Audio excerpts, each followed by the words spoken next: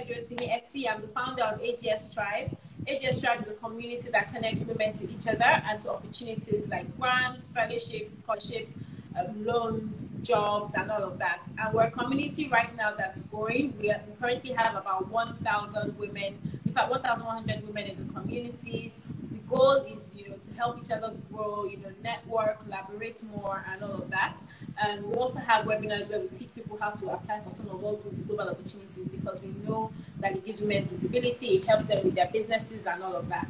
So today I decided to host Wale because his story is super inspiring. I met him 2 years ago and we clicked, like I said earlier, because we're both from Ogun State, we're both from Egba, and I click with most people, but I was just like, my Egba brother and everything. So I've been following his story, for over 2 years. So today I was like, you know what?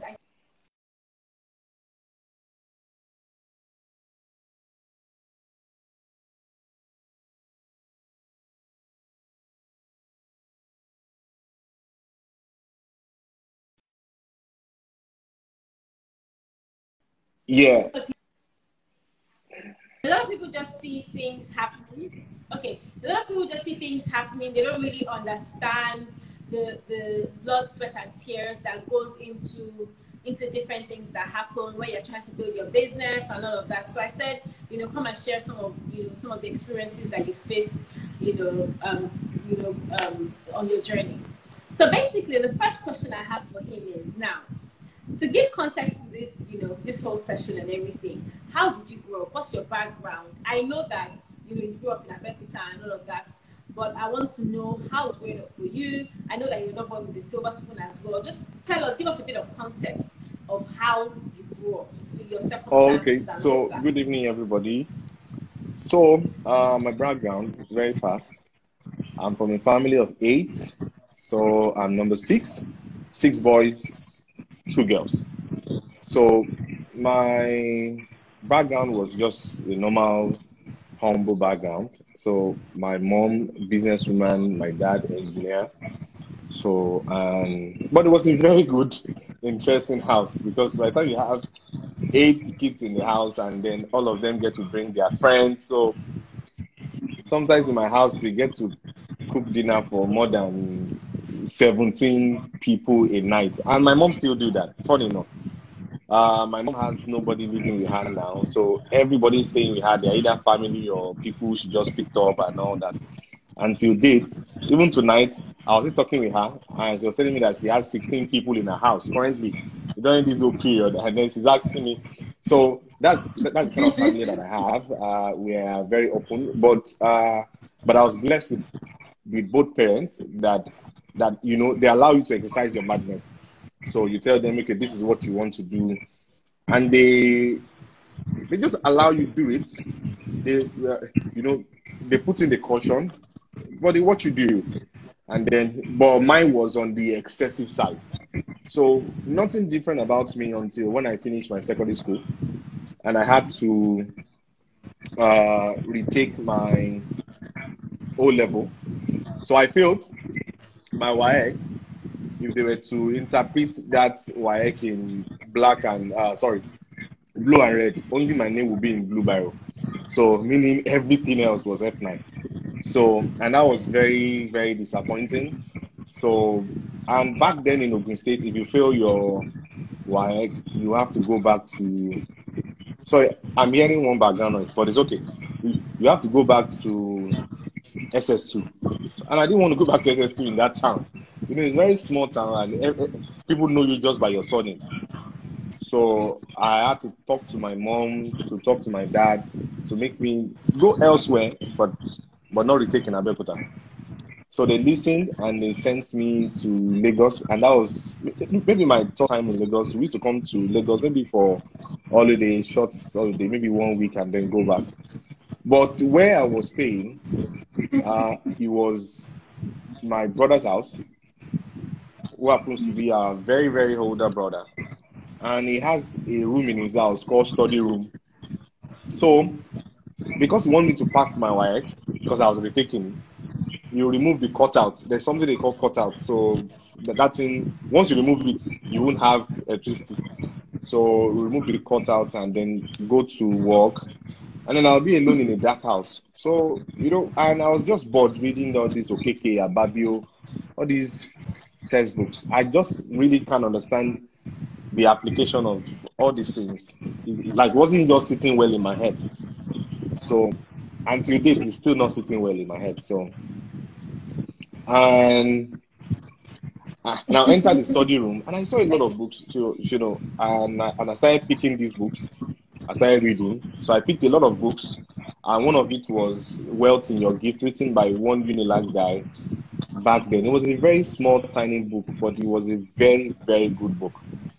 So I read the book cover to cover. It was a book that helped me on my journey to self-discovery. So that was the time I started asking myself some questions about what are my talents, what are my abilities, what are my skills.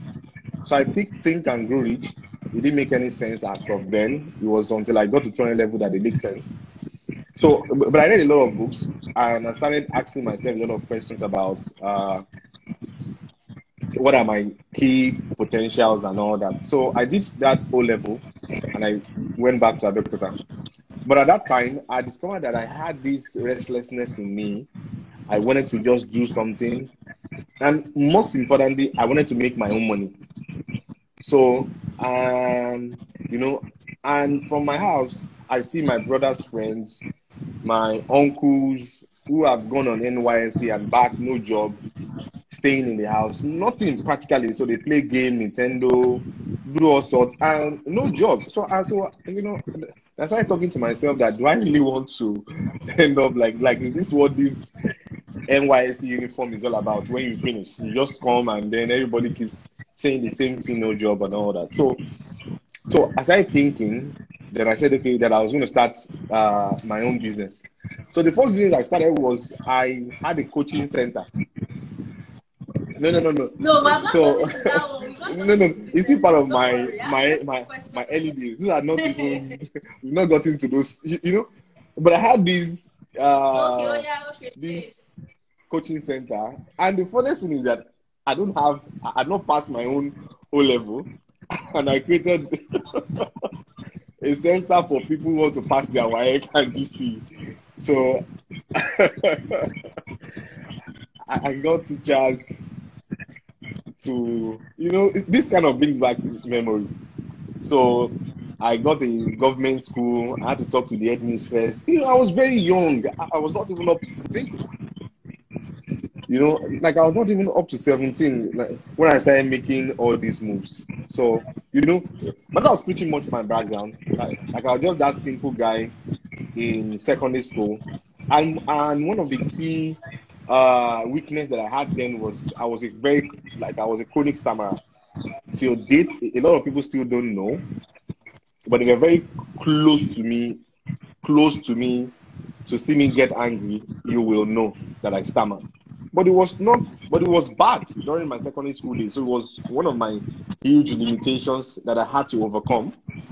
That before I pronounce a sentence, I would have to, you know, make different gestures before I could, you know, you can stamp your feet, you can, you know, just to talk. And battled with me all throughout my secondary school days. So I was this guy that was, you know, very shy. No, I don't talk to girls. You know, just that funny guy. So I had my clique, and you know, it was bad that, you know, in secondary school everybody come together. You know, you talk about different things, so you gist. And when it's your turn, people are waiting for you, and they're like, "This guy, you can't just so." And before I finish my own statements, then another person has picked it up. So I couldn't really contribute too much, you know. So, and these were things that are a part of my childhood. So, you know, so it was just normal. So, yeah. Okay, thank you for that response. I'm happy that you've even set the pace, because people need to understand that some of these things are things that you have to overcome yourself. If you're a stammerer, it doesn't matter. You can overcome it, even if you were born a stammerer. If you're anything else, you can overcome it. As long as you continue training yourself, you can go to therapy, you can do all kinds of things to get better. So your circumstance from when you're born doesn't really determine where you're going to. Second question I have for you is, I saw that you studied petroleum and petrochemical science. So how were you academically, in university? Like, did you eventually get to university? Did you start, passing like that and all of that? So were you a typical A student, or were you like normal? Or were you Okay, so I was a very abnormal student, because a lot of people call me that.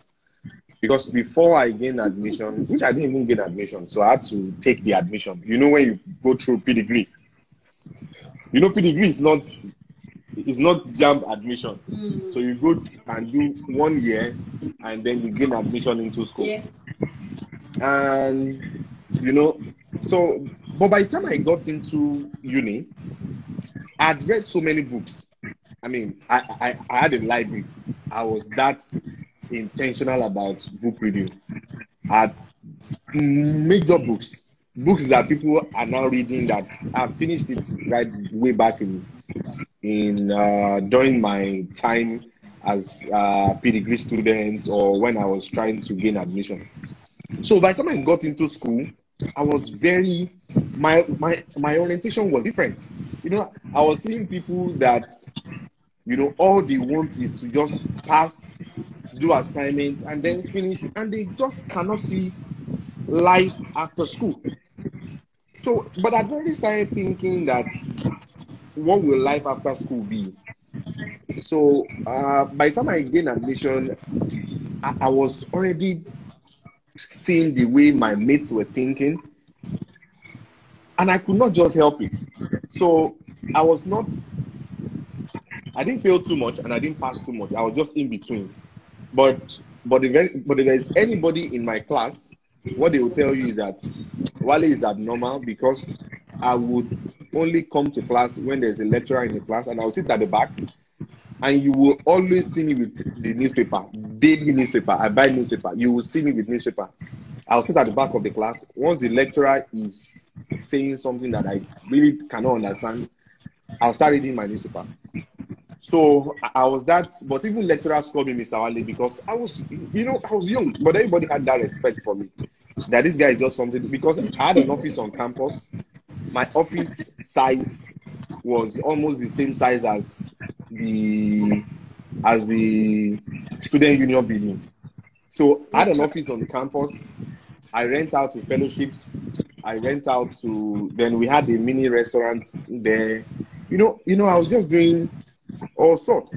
So, but by the time I was able to see the way like a lot of my mates were thinking, that was what prompted me into starting an organization on campus called Beyond School.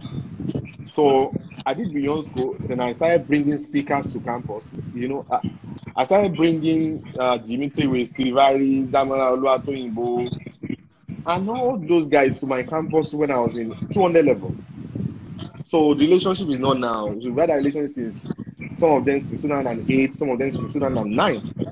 So I'll bring them, so I'll organize students together, but I was also making money, because I was doing so. But one significant thing was that during the ASU strike, I was in 200 level, and during that ASU strike, it was a long ASU strike. It was about 8-month strike or 6 months thereabout. That was when I started my first official business, Eagles Insights and Innovations. That ASU strike was a blessing for me. That I didn't even want them to call us back. So till the time I finish, once I hear they are striking or they are thinking of striking, I carry my bag. So I'm off campus.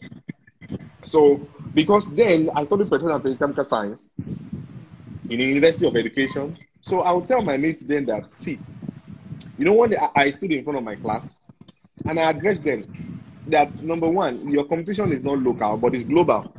You are competing with students like Ife, who has gone to abroad to school. So you are competing with different other Nigerians in different schools around the world. And you are in a state school, you are studying petrochemical science, and you believe that once you are done, you will go and work in Chevron. You go and work in, you know, by the time we went on IT, the person that got close to anything petroleum did IT with a petrol station. You can imagine how funny. You know, so because I had that street intelligence, that's OT, right from school, that this is the reality. You must understand your strength, you must understand your weakness, you must understand your threat, and you must understand your opportunity. So back then in uni, I was, you know, I told one of my lecturer that would tell students to come on Saturday, and will not, you know, one day this guy showed up and said to them that he was that he's coming, and traveled to Ibadan, left them there from 8 o'clock till the guy didn't come back until 6 p.m. And everybody got back to school on Monday, and they started lamenting about how this guy wasted their time. And I said to them that, see, this guy can only waste your time, because I was not in that class. So they said this guy can waste your time because he knows that probably there is no one-man band among you that has to do something weekend that will pay their uni. You know, there's no caterer among you. There's no, that you know that you have to maximize your weekend to be able to make up your school fees. So this guy can afford to waste your time, you know. And by the time, you know, I told my HOD back then in uni that I don't think that formal education is part of my ladder to success. And I still say it. I've never used my certificate for anything, and I don't need it, because education, you must understand what education is all about. Education is about what is relevant to you and what can add to. So, but if I had done, let's say, business education and not this, maybe could have been helpful. But you know, but I get relevant information now in the areas that I'm pursuing. I'm doing programming. I've done different programs in different schools, which I believe that they are part of what I need. But then, you know, lecturers just believe that they are God. Like if you see people who have gone to private institutions don't understand these things. Like it's only people that have gone to government institutions. You understand lecturers' frustration. Lecturers see themselves as God, so they want you to come and submit assignments 6 a.m. You know, so I was the only one that could face all these guys. You know, and lecturers, one day, one of my lecturers said something to me that I can never forget. The guy said I was going to end up as a battery charger. And recently, I was talking to my guys in the office, which have been to the school again. The VC has invited me. They have given me an award. I'm in the same WhatsApp group with the whole uni council, you know. But even people that finish it, and that's the irony of life. You must understand what is relevant to your destiny, and you must understand that having a first class doesn't mean that you live a first class life. So you must understand how the world is changing and how that world can just happen to you in a jiffy. So that lecturer said I was going to end up as a battery charger, and you know, and I was telling my colleagues in the office saying that I wish that I can see that lecturer and employ him just to be writing, just sit down to be writing, and I'll put him on my payroll. But that's how but I see Nigerian, and that is one of the reasons why I'm very concerned about the Nigerian educational system, because we're having a lot of mismatch, and that is contributing to the problems that we have till date. People go to school to study the wrong course, and at the end of the day, they end up not even knowing what to do with that course. So we've seen how people graduate as chemical engineer, and they cannot even mix hand sanitizer.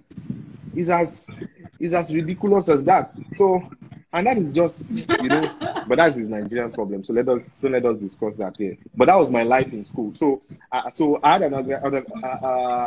My organization was one of the biggest on campus, apart from Redeem and maybe Foursquare Fellowship. Then my organization was the biggest.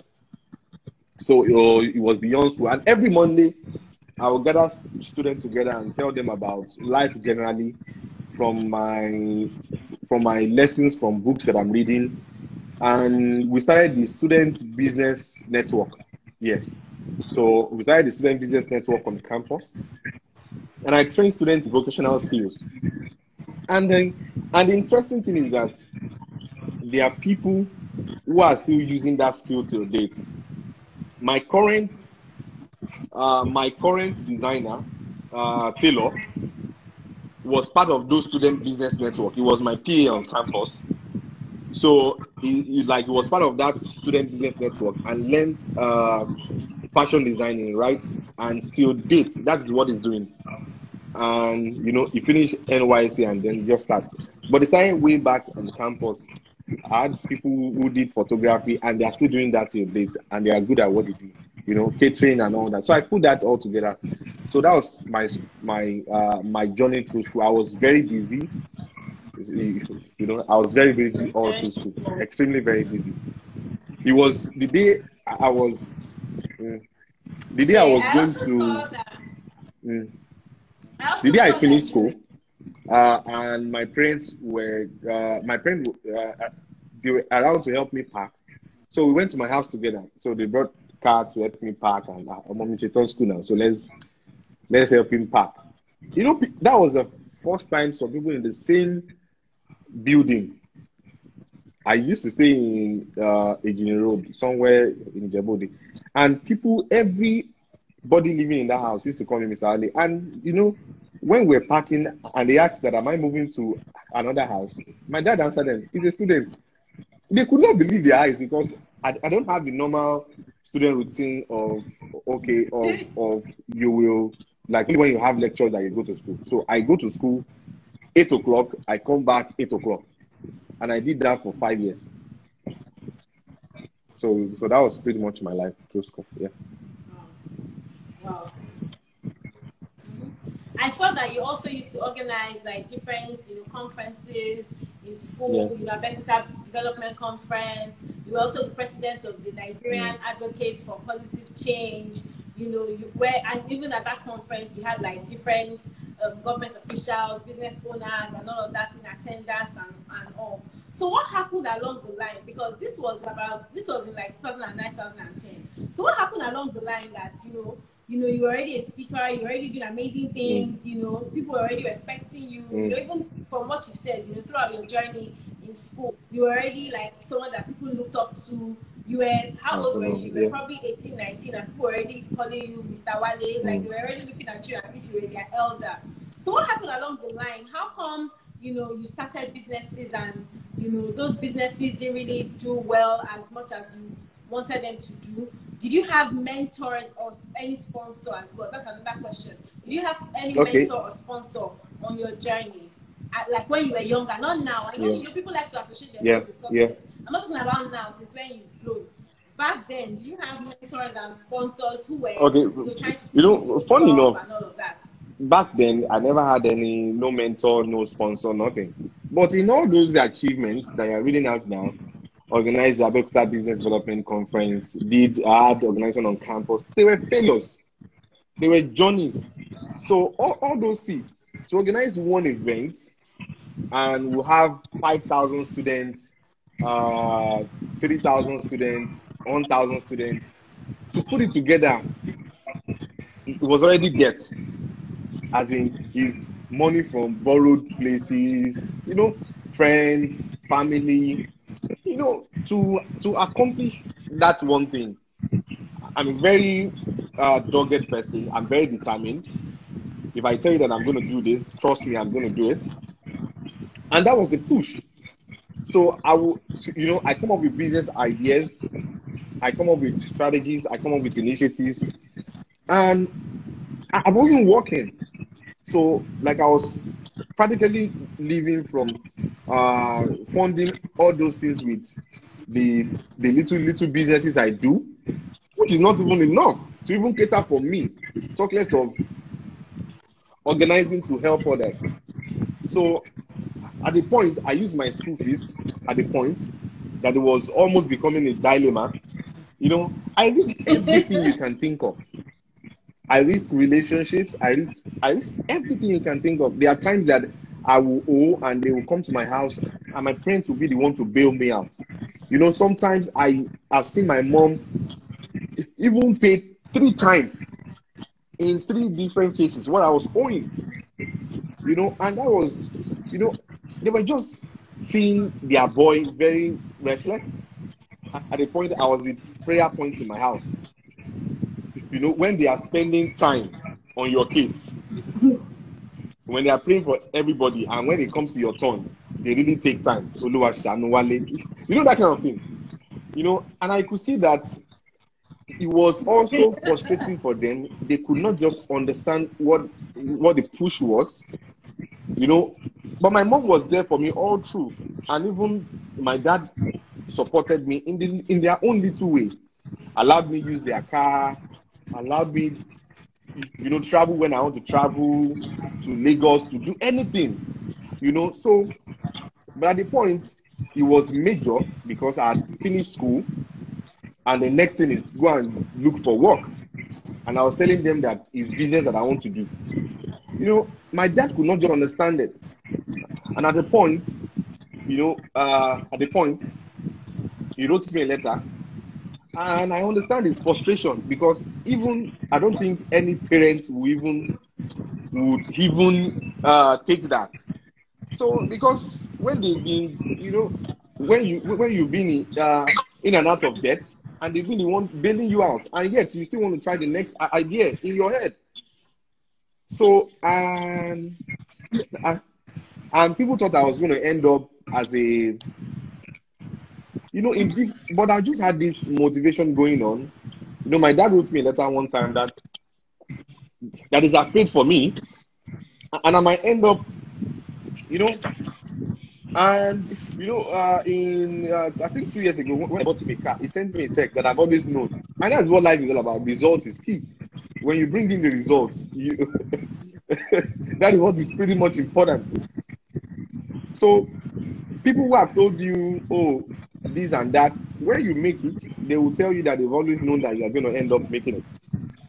So, but you know, this was all these events. In 2009, I did Abeokuta Business Development Conference. I started my business, Eagles Insight and Innovation, registered, and I was at the platform in 2008, and I saw a newsletter, quick links, you know, different adverts of businesses, and I picked it and I said I was going to do the same. And I was using that same quick links to market my own, that I can do this and people should come and place adverts. And on the first day that I went out, nobody bothered. And I trekked almost 4 kilometers back and forth. That was 8 kilometers. And I was almost fainting. And I came back home with a no. Everybody practically said no. It was on the second day. And by the time I go back home, I was frustrated. I was tired. I was, you know, I thought, you know, talking to everybody, they will see what I'm trying to tell them. And that's what business, that's not what business is all about. Because you can be talking, you are the only one excited about your idea. Nobody, if they are not seeing it, they are not seeing it. Yes. So I came back that day, I was frustrated. And I can remember that I picked a book that kind of encouraged me. And I think that book, I can't remember the title of that book, but I picked something from that book that you need to go back again. We had maybe about 150 million people in Nigeria as of that time. And I said, if only 50 people is telling me no, then I can go back and get a yes. Then I went back again to another, and one guy said, okay, I will try you out. And that was all. Try you out. And I went to graphic designer in motion. We started designing. It was just a yes from that guy that gave me that boost. But you know, after printing the first one, people started subscribing, and I said, okay, let's do a Abeokuta Business Development Conference to help these people. And it was a major disaster. The conference was good though. I had speakers there. I had Dimitri was there. That was 2009. I had the Commissioner for Commerce. It was a good event. But when to print magazine, the person we paid for magazine went away with the money. They not come with the magazine. We had not paid for the hall. We said we'll pay them. We had used mouth to pay them. It was the same hall we did not pay for Chicken Republic that I went back again. You know, see, some of the skills that I have now, I learned it back then. The same oil that I have not paid, they are the same oil that supplied us what to eat as a support. And very young, and I could persuade people to think so. But we finished the conference with huge debt because I had poured in every of my money. I had even borrowed funds. So we finished the conference with huge debt. I could not pay speakers. So people learned from the conference. So they said, thank you, everybody. The conference was good. But in my head, there was fire. So I finished. I went back to school. With debt. And I was, calling people. And one thing about debt is that you are thinking of how to come out of that debt. So you are digging more holes. So you are forced into the next idea, thinking that would give you breakthrough to fill up the holes of debt that you already have. And this was what kept me going. I just wanted to fill up the debt profile, but also it was mistakes increase your experience. I always say it, and it's one thing I say till date. Mistakes increase your experience, and experience reduce your mistakes. It's a circle. But the journey is that, and the most important thing is you must not stop. For me, it was back-to-back of failures. At the point, I was going to NYSC camp to train coppers on professional certification.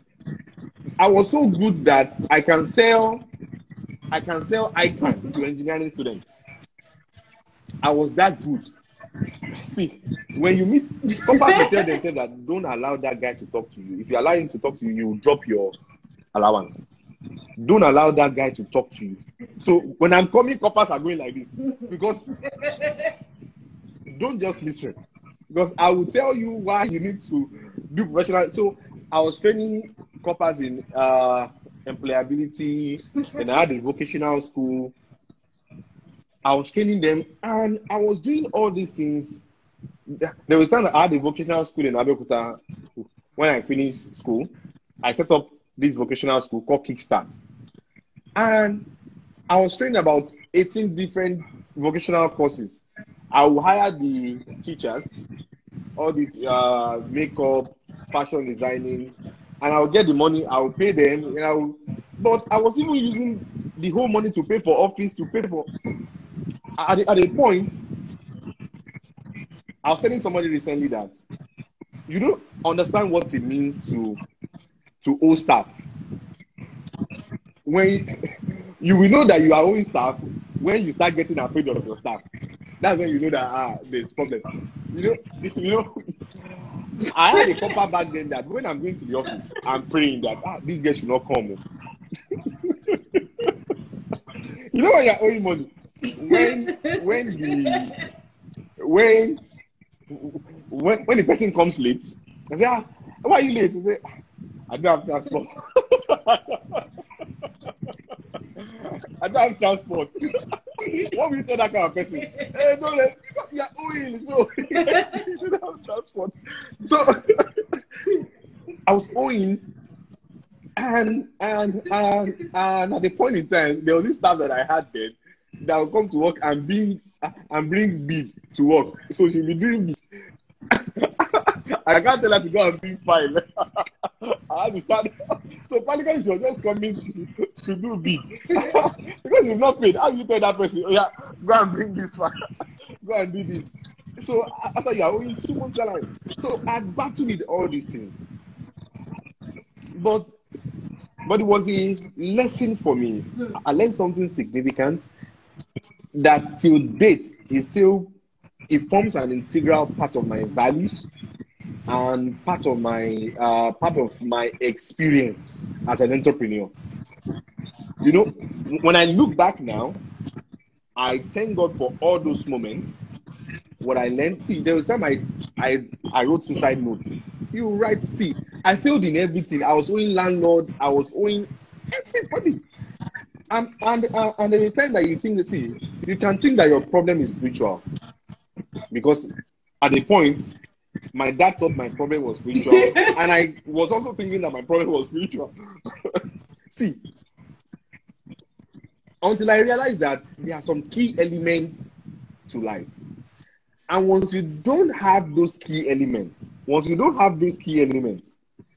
you will serve God wholeheartedly, pray in tongues, and every wrong thing will still be happening. You will pray in tongues, see, before I do any project, even as a student, I will walk the length and breadth of my street and pray in tongues. And I will still do the project and I will fail. And the prayer will fail. So, and I'll start questioning God. At the point, I was having a fight with God. That, see, God, I pray, I do this, and why am I still failing? But I understand that, the Bible says that my people perish for lack of knowledge. What you don't know, you don't know. What a lot of people are suffering from is ignorance. And when you are ignorant, you will suffer. Now, let me tell you something. And when I thought my problem was spiritual, my dad took me to this pastor. And the pastor was like, it will be difficult for this boy to make it though. If I see that pastor now, I will slap him. I will not only slap him, I can't imagine what I would do. This guy said that it's difficult for me to make it. And that is what happens when you don't have understanding. You pay everybody, including, and why do you think people fall victim of all these fake white garment pastors or fake all these people? It's because of ignorance. So I went to this pastor and this guy said I should come for video. I went for video. I said, what time does the video start? The guy said 7 p.m. I said 7 p.m. Really? So I went for the video. The video started.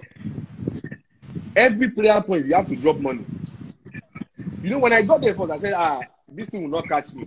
This thing will not catch me. I went there with 4,000. I said, this thing will not catch me. By the time we got to 12 a.m., I was already the Amaga. Anyway, I can't drop money. That I dropped everything. The next day, I had to beg for transport fee. And I go back home and say, this guy is sharp. Who gets me? Man, he's sharp. Who gets me? Because you are ignorant. And what changed? At a point in time, I realized that, I failed so much and I was tired. I was broken. People would tell, like at the point, people was telling, someone was telling my friend that don't move with this guy or this guy will destroy your life. You can imagine. I was tired. And I went on because I read books, I pray, I do everything. I'm sharp, I'm smart, I'm intelligent, I'm brilliant, everything. And yet, nothing. Now, watching, I went for a self-retreat. I think it was 1 month. And I started asking myself, and I learned something from a book that, number one, when you are going through tough times, you need to check 3 things. You need to check your location. You need to check your location. You need to check your association. You need to check your information capacity. So for me, my information capacity was intact. I had,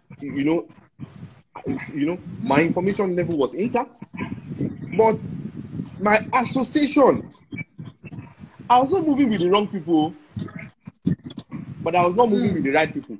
Do you understand that? I was not moving with the wrong people. They were not wrong people, but I was just not moving with the right people. The right people they are not, see, when you are suffering, they say that when you are in a company of 4 poor people, you'll be the 5th. As simple as that. If you are in the company of 4 rich people, you'll be the 5th. Yeah. And they were not wrong people, but they were just not right for my destiny. Because every day we complain, we are the ones that would complain about Nigeria, go to Buka to eat. We're in the same environment. We complain about our problems together, and none of us can offer help for each other. None. So you say you need, see, the time I check through my phone, see, your phone can be full of number, but not contact. Contact is contact. Contact. As in contact. It's not just, it's contact. See, there are people that once you touch the hem of their garment, your issue of blood will stop. And you must understand those kind of people. And the Bible says that iron sharpened iron. Iron sharpened iron. That's what the Bible says. So for me, I said, we are always complaining together. Then that was what formed my decision of moving to Lagos. So I entered this Lagos with a single bag. So when I entered Lagos, now this is something about location too. I was coming from Abeokuta, and of course the location too was wrong. The association too was wrong, because see, if you print flyer in Abeokuta and say you are a business coach or you are a personal development, and tell them to come for 1,000 naira, put it there that is 1,000 naira, you will not see one person. It's a civil servant state. It's nobody understands all these things. Nobody understands it. So you can be brilliant and at the same time be in the wrong environment. It's just like you are selling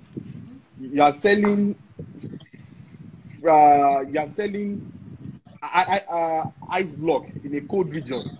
As in, like, that's just pretty much the way it works. So I moved to Lagos, and the only place I know people in Lagos is Mushi. So I came to Lagos, it was Mushi, and I was sleeping on a wooden chair. And I was already down. It was at the point in my life I'd failed in everything you can think of. I was already down.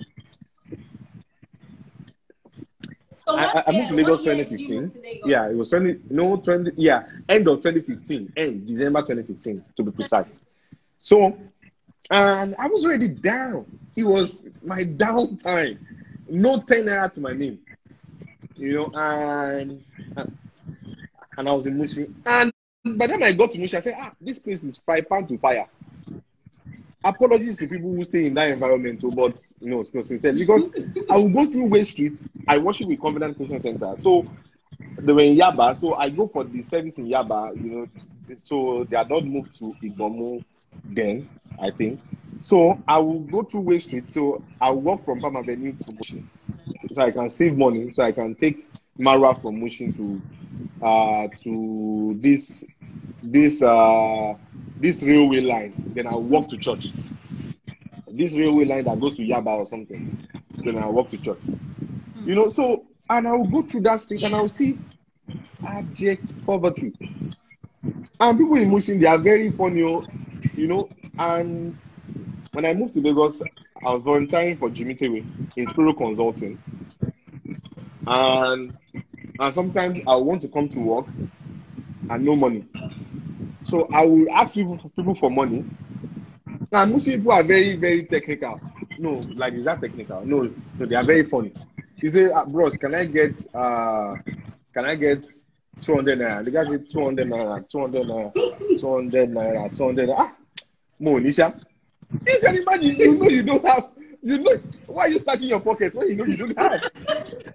So I said to myself that I can't stay in this environment. I can't stay in this environment. This is my time to fire. Then Inspiro Consulting was in Lekki then, and I will see the success around Lekki. I like cars. Till date, I still like cars. I like cars. And I will look, and I will stand by the road and look at the kind of cars, and I will go back to Mushi and I will look at the kind of cars. I'll go to Lekki and say, I want to be in this environment. And I moved to my friend's cousin's house in Lekki, and I was squatting in the guy's study room. So meaning that when the guy wakes up, because the guy works from home, when the guy wakes up, I'm up too. And when he's still up till maybe around 1 a.m., I'm still up. There's no bed in that room, so it's only a chair that you can convert to bed. And I was there. But one thing about the right environment is this. When you're in the right environment, you know, when I come out of that house and I jog within the estate, nobody knows that you're squatting. Nobody knows your story. Nobody knows where you're coming from. Nobody knows. And I used to tell people that it's like it's not about big spaces, it's about great places. Because people say, okay, because they want to go to Okokomaiko to go and rent a house because, okay, the rooms are big, this thing is big. But it's about great places. What you see inspires, and you must guard your focus. And so that's why you do dream board, all these things. Mm-hmm. Because you must guard your focus. You must guard your sight. So I'll come out of this estate and I'll jog, and all that. And nobody knows where I was coming from. Nobody knows if I was cutting or not. And that's one thing about good environment. Also, I changed the people that I move with. I started moving, I used to move with people that are way older. But at the same time, I just had to leave everybody back in Abeokuta. And the funniest thing is that a lot of those guys are still where they are till date. No any shades, but at the same time, it's just what it is.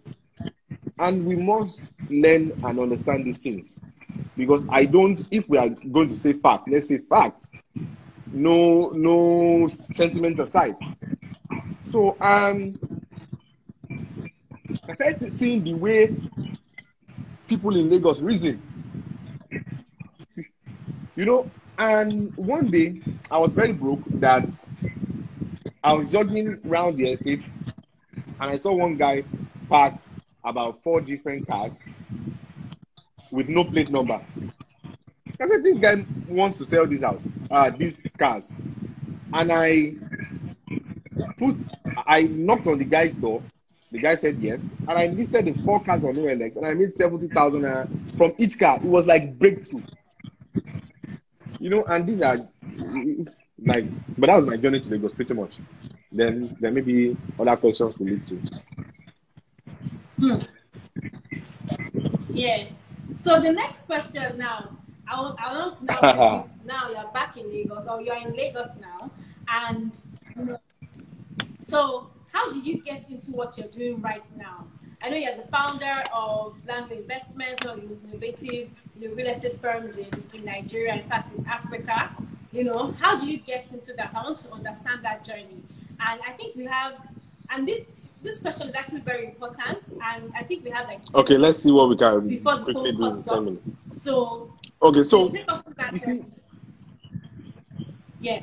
Take us to journey how you got into. When I was on that 1 month retreat, part of what I thought about was that I needed to, if I'm going to do a business now, it has to be a business that I need to blow big. Because I failed so much, there's no point making, I want to blow big. And from my study in different books, I asked myself one simple question. And that question till date is liberation. And the question is that, see, you can be passionately poor. You know what I mean? You can be passionately poor. You are passionate about this idea. This is what you are passionate about, and you'll be passionately poor. All those things that I was focusing on, they were passion. They were not business. Vocational school, training, NYSC guys, starting this, starting that. They were passion. None of it could give me money. They were passion, and passion can turn to passion. We beat you back and front. And they were just passion. So I asked myself the real question, where is the money? How do people spend their money? And how can I get my share where is the money? And by the time I started asking myself, where is the money? Where is the money? See, if you want to start a business, don't say, I like, this is what I feel like. Business is not about what you like. It's about where the money is. And that's why people create businesses and they're not making money. Mm-hmm. So I asked myself, where is the money? And I listed 10 places that the money exists. The money is in 10 places. In Nigeria, 10 places. You pick 10 places. Oh, you pick food, transportation, communication, shelter, health, education, entertainment, fashion, what else again? Fashion. About 10 different places that I identified back then. And I said to myself that, which one do I want to pick? This is facts. People have asked me several times that I'm not passionate about real estate. I tell them, you find what works and develop passion for it. You don't say you are passionate about, you find what is working and you fall in love with it. You develop passion for it. So what I've done in the real estate sector, I've developed passion for that sector. So, and I started going through all this, but maybe by divine, and that's the place of prayer too. Maybe by divine direction, God arranged my concentration to be in real estate. So I started studying more about real estate. So, but still, the devil that was on my case then still wanted me to go and do that real estate in Abeokuta. See that foolish devil. You know, wanted me to go and do that business in Abeokuta. You know, and I'll tell you what is liberation. After you ask yourself, where is the money? The next thing is to get that money, you must master sales. Sales is deliverance. Sales, you must learn how to sell your market. Sales is deliverance. When anybody is poor, trust me, they are poor because they've not mastered sales. They are still trying to sell what they want to sell, what they like to sell. Do you understand that point? They want to sell to make money. Like anybody is asking me for money now. I will tell you, go to Cars 45, they have cars. Go and look for those that can buy it. You get commission. If you need money, I sell properties. I can give you, there are agents within our system. Last year, we paid out over 3.5 billion out in commissions. So, go and look for people that want to buy and sell. See, you can either sell two things, either service or product. Me, I like product because service, not too many people understand service in Nigeria, but I like product. Product is, I buy 10 bottled water at 10 naira. I sell it at 15 naira. I make profit. It's as simple as that. But when you go to see, is Dangote passionate about cement? Is Dangote passionate about sugar? He's not passionate about all these things. He's not passionate about eco. He's not passionate about it. But he has been able to identify opportunity and he has provided value to it. So sales is, you must master sales. And you can make money.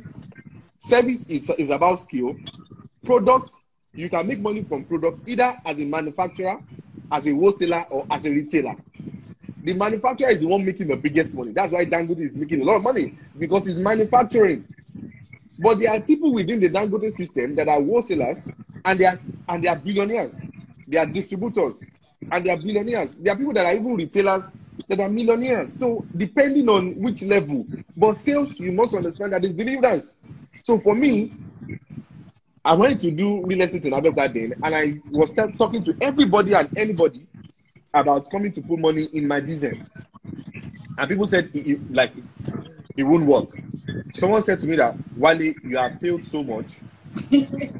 It's better you just go and do 9 to 5. And that's the place of, you must understand keenly what you want to do with your life. I said to myself very early that it's business I wanted to do, because I discovered myself early to know my strengths to know my capacity, So I was talking to everybody about my real estate idea. Nobody was willing to invest. So I said, okay, what do I have? Because now, if you understand the patterns of God, God will start with what you have. So they say that it's not what you have that is limiting you, but it's what you have that you don't know how to use. So it's not about what you don't have. It's what you have that you've not mastered how to use. Because see, if you know the patterns of God, God worked with that widow with what he has. Moses, with what do you have? So it's about what you have in your hands. So the only thing I had then was I had overcome my stammering weakness, and I can train. I can talk to people. I can learn anything. And by the time I'm teaching you, you not believe that I read your notes. That I'm teaching you from your own notes. I'm that good. So I said to myself that since nobody is investing in my business idea, let me start with real estate digital marketing training. So I learned everything about digital marketing from YouTube. The only thing I was blessed with where I was staying then was internet. So I had internet. I was watching everything and anything on Google, on YouTube, everything. All right. It's going to cut off in 2 minutes. Probably we just it's going cut to and cut then off in 2 we minutes. start. So we should cut off now. So you start from God bless you with internet when we come back. So guys, come back. We're giving it to you hot. I still have plenty of questions. I don't know if 2 hours is enough for this story. It's too hot and I'm loving it. Thank you guys for being very interactive. I'm seeing all your comments and everything. Go and tell all your friends to come back for the second episode. We'll be back, guys. Yeah. see you in a minute. All right.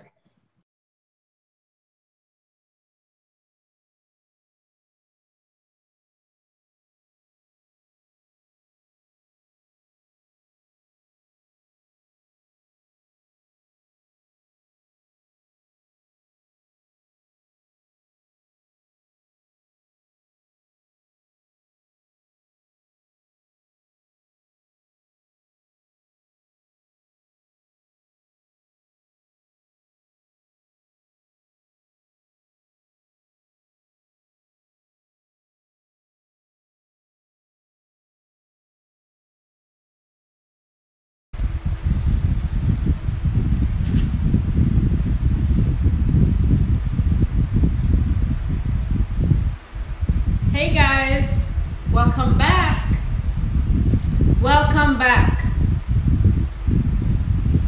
And then I'm loving tonight. Like I'm inspired all over again. In fact, he said some things today that I probably not even heard before. I'm super inspired all over again. Like nothing can really stop you. Only your mind. Like no matter where you're coming from, your circumstance, your upbringing, nothing can stop you. And that's the main goal of doing the series, because nobody really understands where you're coming from. Everybody just thinks, boom, you just came out of nowhere.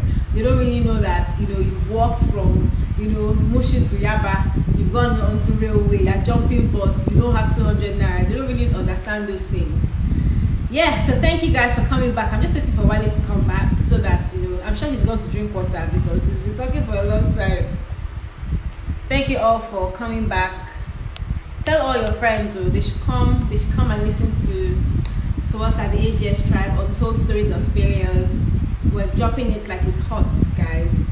Yes, we all have a story. Beams, I'm coming for you soon. So get ready. Wale back. Yes, so COVID has nothing on you guys. Nothing. We're all going to make money by the grace of God, whether COVID or I knew this. I knew that you went to get water. I was just saying, I'm sure you went to get water because you've been talking. Yes, so you're back. Oh yeah, drop it like it's hot. So say you're blessed with internet. Okay, so what I was blessed with was internet, and I was learning everything and anything about real estate digital marketing. So I was reading everything and anything, watching videos about real estate digital marketing. So then I put out a flyer for people who want to learn real estate digital marketing. Have you been struggling with your sales? Have you been doing this? Have you been? So I sent WhatsApp broadcast and nobody registered. So after 2 weeks, there's a guy that called me and said, I saw your broadcast about, please, can you hear me? Yeah, I can. So I saw your broadcast about real estate digital marketing that I would like to enroll for the program. One person. See, and if you follow my story, you will see why you never just can tell. Don't let discouragement make you cancel your plans. Don't let discouragement allow you make you cancel your plans. So I said to this guy that, okay, well, finish the program, that I would have to come to your office and train you. The guy said, okay, no problem.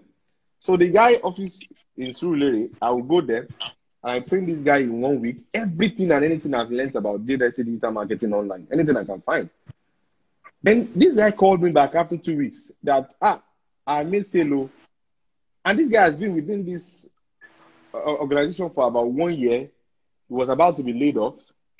And he made sale all of a sudden. So he said his boss wanted to see me to allow me to train other people within the system. I said, fine. This Lagos is starting to pay off. So I went to this. During that time too, I was still pursuing my idea of starting my own real estate company. So I was still talking to people about my real estate idea, blah, blah, blah, blah, blah. So I went back to this guy's office to train them. There were about 6 people. And by the time I was done with the training, I put my energy, my life into this training.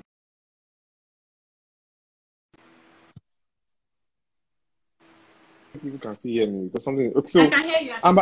Okay. By the time I was done, the wife of the owner of the business called me and said he knows one company that has a lot of agents. That he will give me the person's number. If I can call the person and pitch my training idea, good luck. I said, okay, give me the number. So I collected the number and I started calling this man. So I called him for like 2 weeks. The man wasn't picking my call. I sent him text. The day he picked my call, I asked him for his email address. He sent it to me. I sent my proposal, everything. So this guy didn't reply. So I was volunteering for Inspiro Consulting. That was the Dimitри's company. And they were going to do the 7-star workers conference. So my own assignment was to bring a sponsor, one sponsor. So it was the only man I could think of. So I mentioned his name right at the meeting in the office. That this will be my own sponsor. Not only that, I put myself in problem. So one Saturday morning, after calling this guy back and forth, the guy did not pick. So one Saturday morning, PJ called me, Dimitri called me and said, Wale, how far with your own sponsor now? I said, I'm on it, sir. And I picked the phone, okay, let me even call this man again. So eventually the man picked up and I said, sir, hold on, before you cut the phone, can you just give me 1 minute, 2 max? If what I'm going to tell you doesn't make sense, you have the liberty to cut the phone. But just give me 2 minutes. Even if I'm going to, just give me 2 minutes. So I was a bit agitated, and plus the fact that I'm also a stammerer. So I had to pace the floor back to back to be able to make my point. So I was pacing the floor. I was telling this guy about 7-star workers conference, how a lot of people will gather and come and all that, how this guy can come to sell his real estate.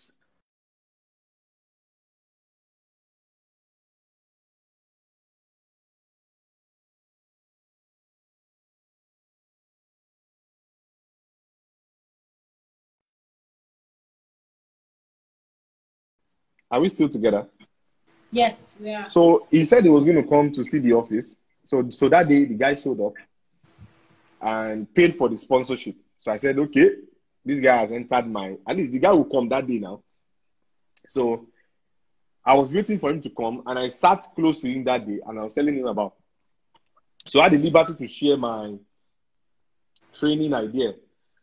So I was telling him about my training and all that, how I did it for this person and it made sale. So I was telling him about everything about my real estate training. And he said, okay, I'm going to give you 10 minutes to come and talk to my agent.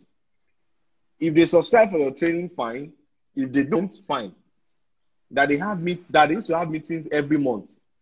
Trust me, I rehearsed for that 10 minutes as if my life depends on it.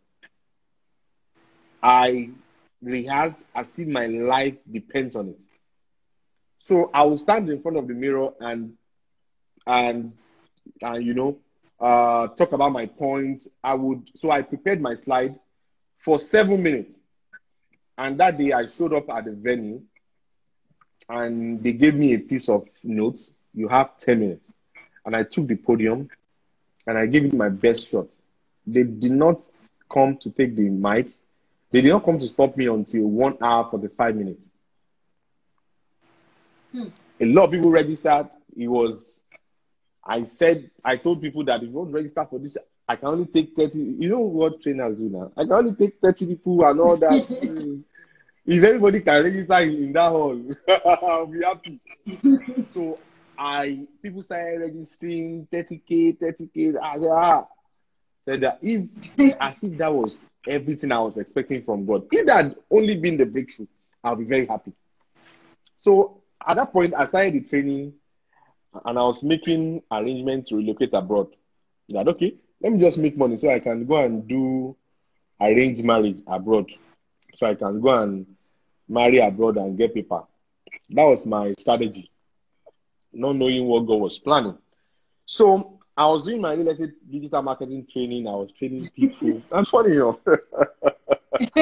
so I met a lot of people during that training, and I was sharing my real estate idea with them.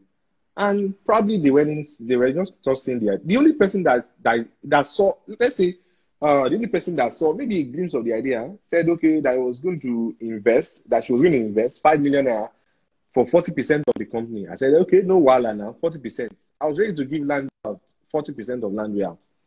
So the lady gave me a check of 5 million naira, and I went to the bank the next day to catch the check. And on getting to the bank, said I should return the check back to the owner. I called the lady. How far now? This idea. Let's keep the ball rolling now. Said she had a dream that the idea wouldn't work. Apparently, it was her husband that didn't want her to do it anyway. So that was how the lady missed out on 40% of land. Because if I'm going to beg her out with 40% stake now, as of our last valuation, it will be a huge amount of money. Huge amount of money. So for the sake of public this and I might not have to disclose that. So I was devastated. I was extremely devastated. I was down. And the other guy that I was talking to about the real estate idea was a guy that attended my church. And I was telling him about the idea. He said the money he had with him, he wanted to use it to buy a car. Let's put this money in real estate. He said he wants to change his car. The guy bought Lexus, RX 330. So the guy brought it to church the next day. No, this Sunday. So by the time I entered that car, sincerely, that time, I was happy for the guy that this guy had made a good decision. See this car, clean interior, everything. And we went to Abeokuta with the car together to go and check land. Had no money. The guy used the money to buy a car. But you see how funny life is. The guy is still using the car. But that's how, that's the way life is anyway. Not like he had made a wrong decision, but he has just, so people don't have to see your idea. And you don't have to, we are still friends, and you don't have to see them in a bad way. Maybe God is trying to, because see, one thing I've learned about God is that God is a very jealous God. And when God is trying to work in your life, he will not, because he's very jealous, he will not allow anybody to share in that glory. Even you yourself, you can't share in it. So he will do the work, total completion, and then so that at every point in time you can reference and know that your source is God. And till date is still an integral part of my my life when I'm trying to go through some tough situations, because you go back to that source, because you know that you know, so you just know that if it can get you to this stage, it can get you to any stage. So you know, so I was very down that nobody was saying the idea. So there's this guy that started a real estate company, and he was struggling with sales. So one of the ladies I was training then told the guy about me. The guy said I should come. So I told him, so I went for the meeting. I said, well, I can't work for you 9 to 5, but I can help you structure your sales. So we negotiated on the price. The guy said he was going to pay me 400,000 naira per month. Ife, that 400,000 naira break. I was feeling like I can buy Nigeria. You know, so I was already training a lot of people then. So I gave this guy my 10 of those I was already training. So I created a WhatsApp group. So I allowed him send his products there, and people started marketing for him. But he was a very crooked guy. He was owing commissions. He wouldn't pay on time. A lot of complaints about him. And that's greed in business, because some people will destroy their business based on greed. So the guy was just extremely very greedy, and he was just running the business in his own way. So there were a lot of complaints. So one day I said to the guy that I can't be part of the system again, that I don't mind. He can stop whatever he's giving me, but I can't just right now, like if you run in Lagos, then you are out of life. So I can't. So my values were strongly in place. I said I was not going to be part of this thing.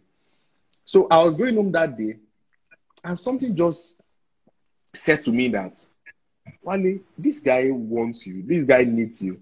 This guy needs your people to still keep doing sales for him. So if you ask this guy for anything, this guy will do it, because he wants to keep his sales going. He has been in business for over a year, no sales, and you brought your guys in. They were doing hundreds of millions of sales for him. So leverage on what you have. So I said, yeah. So I told the guy that, okay, so since I've been looking for money to buy land in Abeokuta and start my own real estate company, this guy has land in Lagos, already in after La Campagne, one village like that. So I asked this guy for 50 plots. Then I'm traveling to America to sell the 50 plots.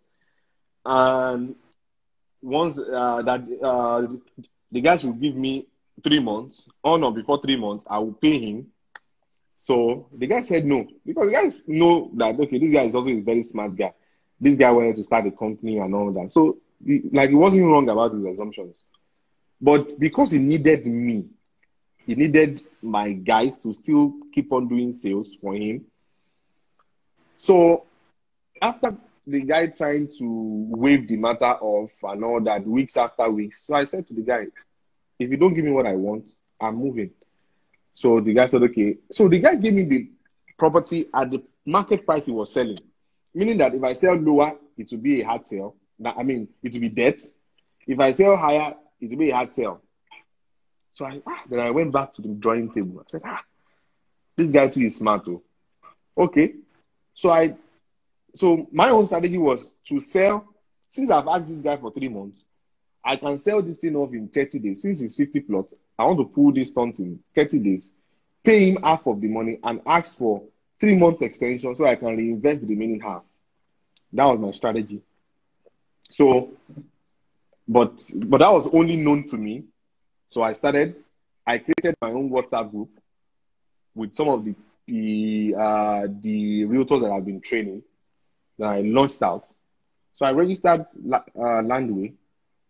And Landway was just a name I stumbled on from research. I wanted to put words together, and all that. And today, to me, it was still a mystery from from the color to the naming to the. It was just things that was already inside. I've been doing graphics since ever before I gained admission. So all those things put together, I'm a brand person. Yeah. So I like graphics, I like colors. I've done a lot of graphics myself. So then I put Landway together. I registered the business. Then we started marketing. Trust me, we did it in 29 days. And we made the sale in 29 days. And I was going to pay this guy. And, I was going to pay this guy in let's say on Monday. Yeah, on Monday. So I went to the site on Saturday that, okay, let me even go and put this site in place and all that for people I've sold to so I can prepare their allocation and all that. So I was on the site and lo and behold, Omoniless came out in their large numbers. That was my first experience with Omoniless. I said, hey. So I said, who are you? I said, this is my signpost. The person that sold to me, this is his own signpost. Now, he sold to me and then we are saying, this guy. Okay. Continue. You can continue. I want to just get my charger. Okay. Continue. Okay. So they said this guy has no land here. I'm like, this guy has no land.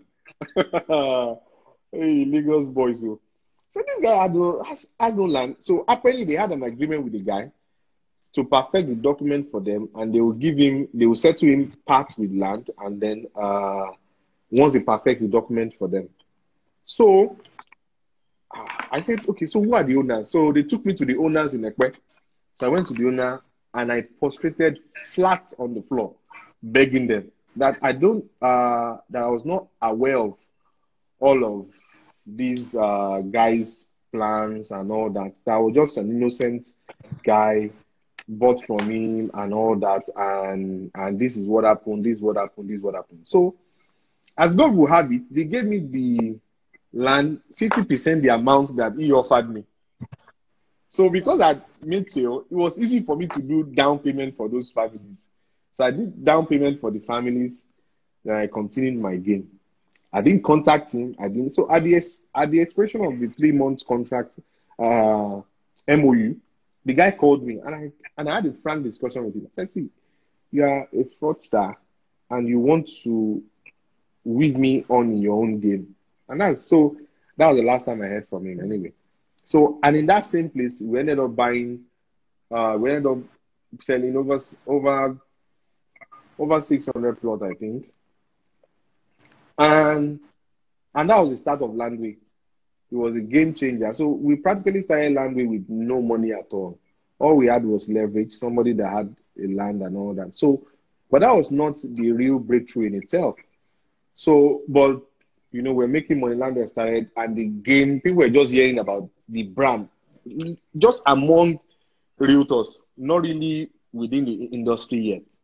So this was just talking about, there's this orange brand, this guy young and all that, doing something fantastic. We rewarded realtors our own way. And Landway started officially. Landway started around October 2016, and officially we started 2017, January 6, 2017, officially.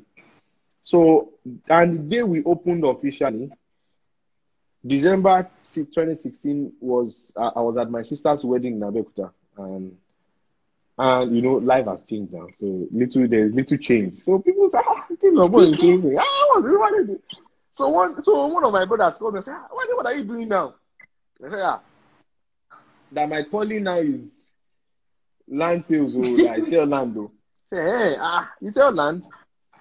And he said to me that I have this friend that has a land in Lekki and has been wanting to sell for a long time. I said, that is my calling. That is what I do now. So apparently the rice never mattered to me again. The whole party never mattered to me again. So I was just studying, I was just disturbing him to call that his friend.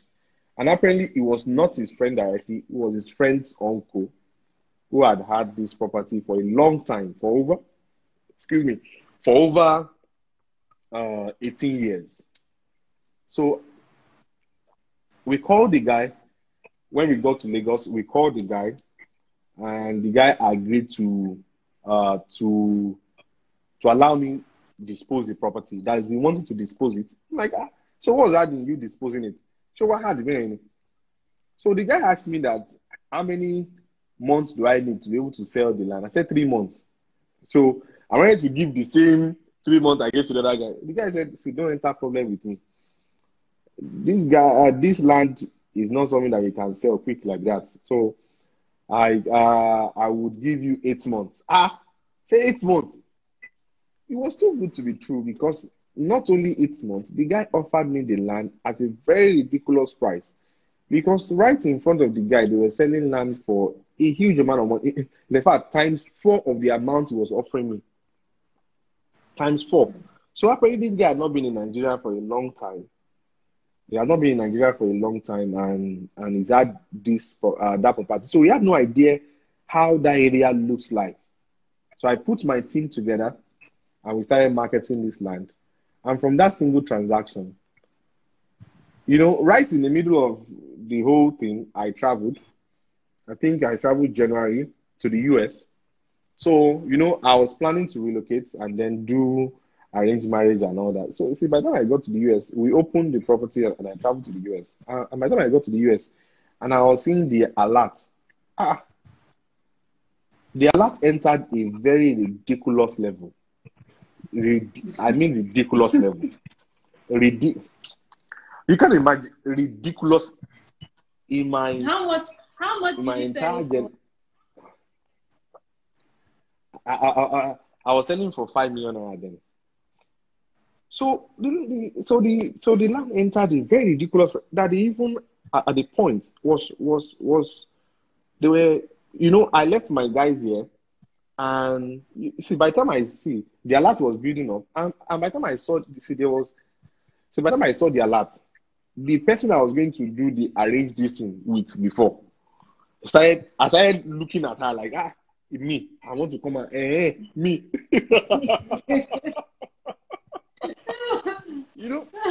I was going to spend 30 days, and I remember coming back on the 12th day. So I had to just come back and say, what is happening? Because we were doing something entirely different. And what was it? We studied the industry, what was existing in the industry. So we jacked the commission up, and we released incentive. So we were the first in the market to say, okay, sell 5 and get a Toyota Camry. So we did all sorts, and realtors went wide. They went wide, and plus all the strategies, details that we had to put in the market as to what we do, the new innovations. It was something that they had not seen. So they were used to people just putting signposts on the property. So it was a whole new level. And everybody started telling, there's this new company. And within the first year, we had 17,000 realtors doing sales for land. So by the time I returned, I didn't change my car. I didn't change my shirt. Now, see, let me now tell you the funniest thing. I started landway squatting. I was staying in that house, and I traveled in August to South Africa just for about 2 weeks. And by the time I was back, this guy had packed my bag and then had a discussion with me that when you have overstayed your welcome. So, and I remember talking to the guy that, can you give me till December? So I got a house, but the house I got, the girl was going to, was getting married. So she needed time. so I can move in. You can't, because she's a lady. I can't move in with her because she was getting married. So I had to wait. So sometimes I will sleep in my car within the estate. Then I will go in the morning to have my bath and all that. And January, the whole thing started and all that. November, October, 20, the whole thing started. And, and I was sleeping in my car. And the funny thing is, I came back from the US, still sleeping in my car. You can't imagine. I had money, enough money, to not only rent a house, to also buy a house, and I did not. So I looked for 2 best properties in town.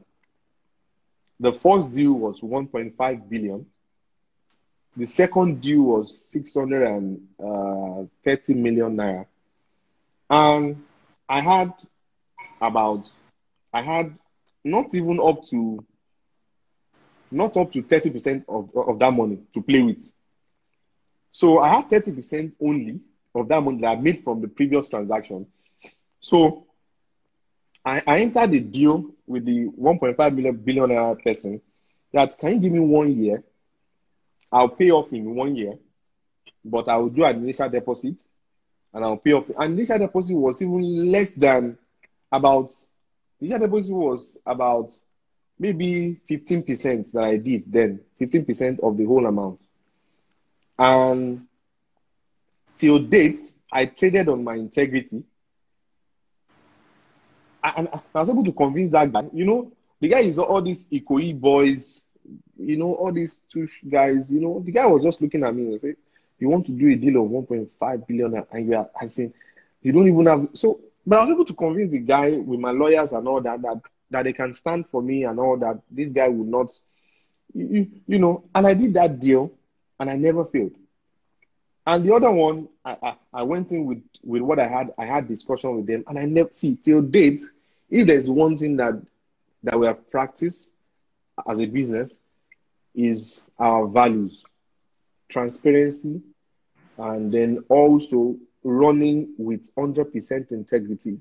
No. Even if anything is going to change, we always have discussions about it. So till date, see, that singular act of how I handled those 2 transactions, I can trace other transactions I've enjoyed to my relationship with that person. That, they've never dealt with anybody as open as I, so I was very, very, but these are things that I learned very early. So we started with so we bought those 2 properties, and we took the game to a whole new level. I not even changed my car then. In fact, as God will have it, I was running Landway. The time I was running Landway, I don't even remember. I remember then I had a girlfriend, and she would tell me that, why is she in my life?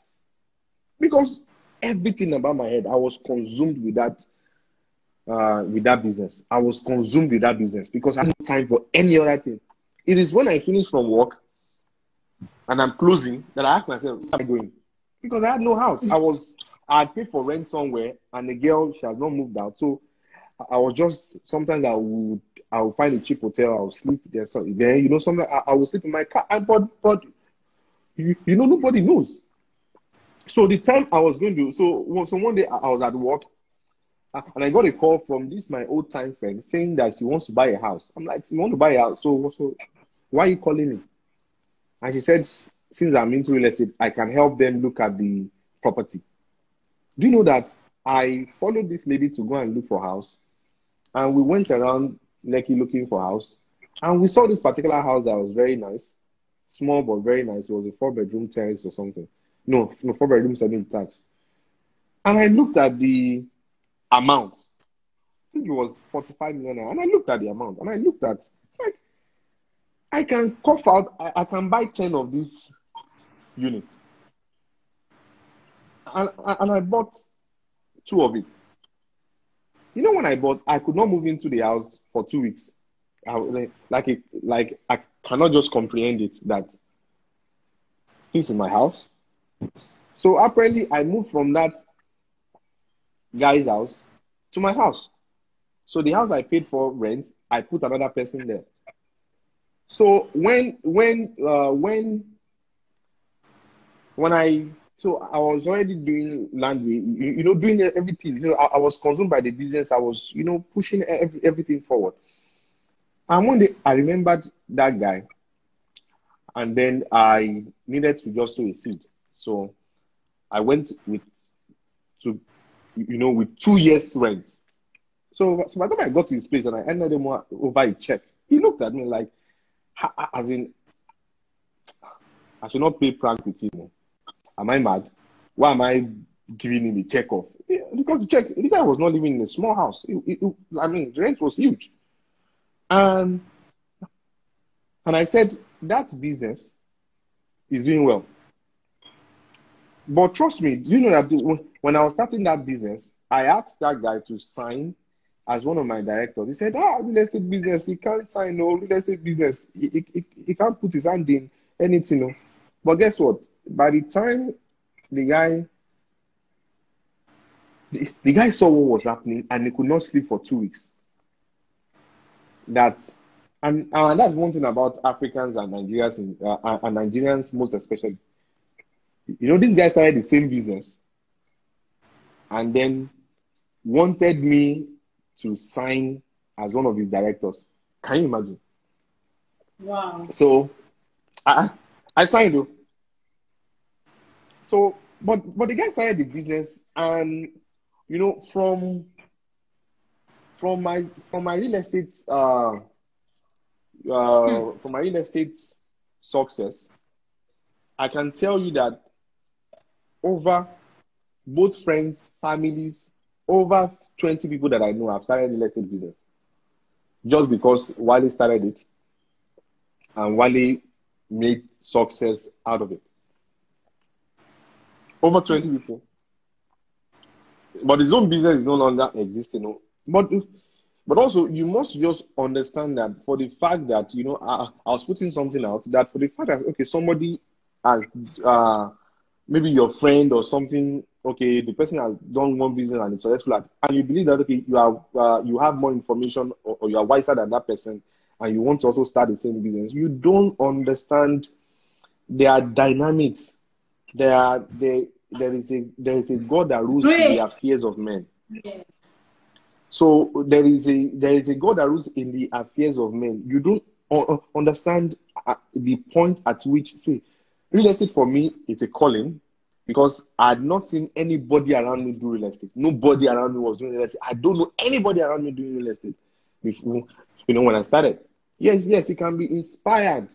You can be motivated. You can feel, okay, that is where money is, but you must go and dig your own well and understand that your well is unique too. So you must just understand that. See, I'm a very spiritual person, but I also try not to overemphasize on that, because Nigerians place too much emphasis on spirituality and they lose the essence of life lessons. Somebody will say, okay, the God that did it for you, blah, blah, blah, blah, blah, blah. Then they will now go and die on the mountain, thinking that it is fasting that got you there. It is this thing that got you there. You must find your grace zone. Everybody is graced at something. So you must just find your grace zone and understand the pattern at which God works in your life. But nobody is born to be poor. Nobody is created to be poor. But you must just discover your own channel. And one of the ways to discover your own channel is just ask the right questions from yourself. Ask the right questions in the place of prayer. And ask the right questions, bringing all your intellect to the table. It is hard for God to work with ignorance. It's extremely, very hard. Extremely. So that's why people die on the mountain trying to break through. People fast trying to break through. People go to church. See, there was one day somebody invited me to their church to actually come and speak. And I asked all of them in the church that who needs a breakthrough? Even the pastor's hand was up. And it was clear to me that everybody coming to that church, they just believe that God is okay. They also and I asked them what is this breakthrough that they want, and everything was financial. Everything was financial. Now you cannot see. Now let me balance it for you. There's actually something that Christians need to understand. The guitar that you play in church, the piano that you play in church, the instruments used in church, there are people manufacturing this thing in China, and they worship about 29 different gods. And you use the same instrument in church and all that. So it's not about. So you must understand. There's a guy in United Arab Emirates that is not even born again, and is doing big stuff. Now, the place of God is different. God is not the one that would give you, that would teach you principles of hard work, principles of determination, principles of, okay, fine. See, I started with, I said, understand where is the money. There's a verse that I like, that it teaches your hand to profit. But see, that profit in itself it will bless the work of your hand and it will make it profitable. So, but I saying that it is very easy for God to work with knowledge. It's very easy for God to work. So you must be, when you have, okay, this is the way it works. Maybe you understand better now. When you have two kids, if one is 45-year-old and that one is in primary 2, and one is 15-year-old, SS2, who would you give X minus Y equals 2? Who would you give? You will give the 15-year-old in SS2. You will not give the 45-year-old in primary 2. You know why? Because you will give that person because one has been exposed to the information that can allow him solve that equation. And one is not exposed to that information that can allow him solve that equation. So, and that's the way life is. So, because God sends rain to everybody, everybody enjoys rain, everybody. But you must understand the principle of you are tilling your ground, you are sowing.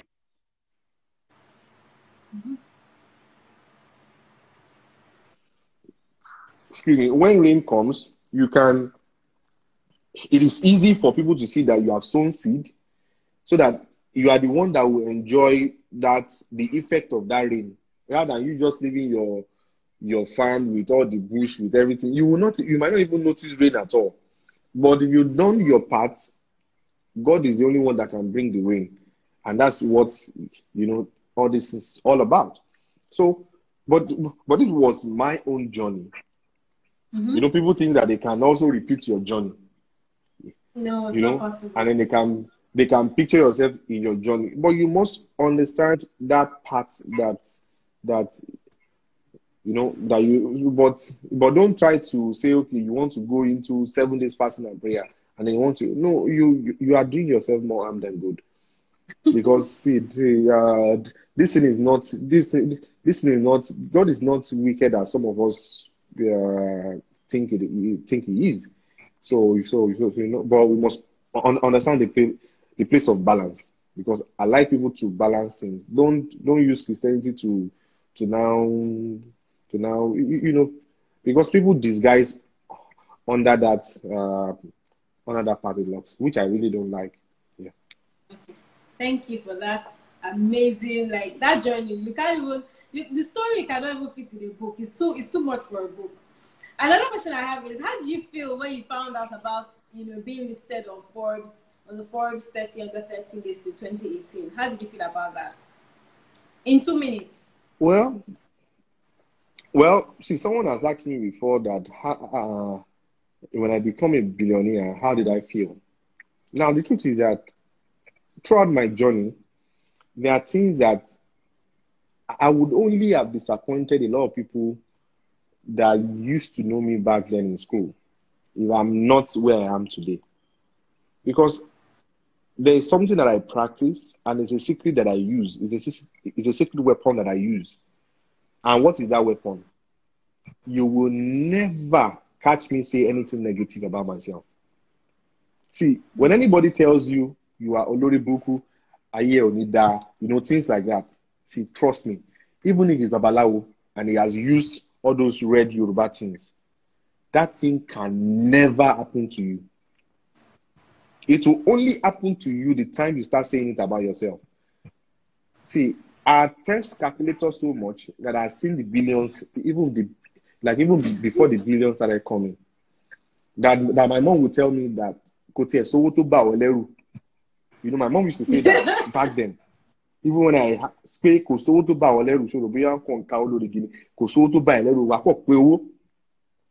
I was never afraid of figures. And that's till date. One of my account officers told me one time that, Oga, and you are still coming to work like this. If I'm the one, by now, like, I'm not moved by all those things. I'm not moved by all those things. So he was somebody that nominated me for Forbes. So, and we did our part. They sent a mail and all that, sent whatever we have to send them. And I was not even expecting it because I thought it was for all these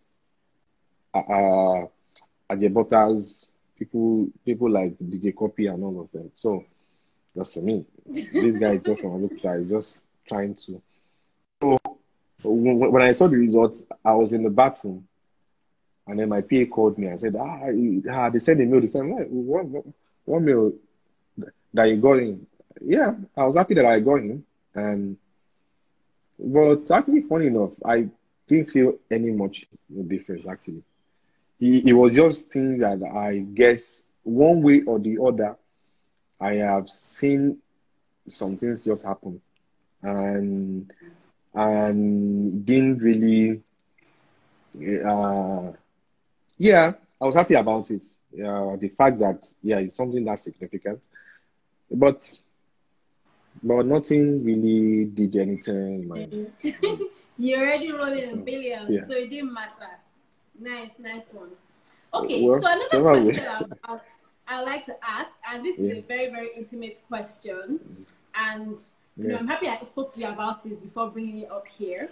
So I wanted to ask, so do you think sometimes on your journey to success that you may lose some things on the way?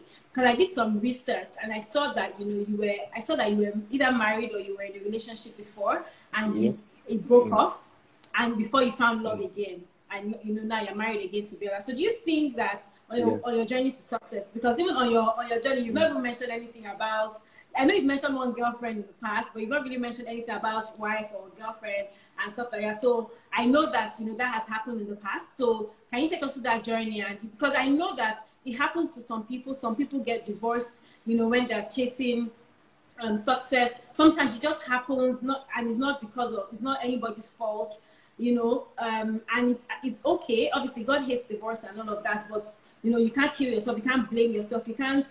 You have to forgive yourself and all of that. So take me through that journey.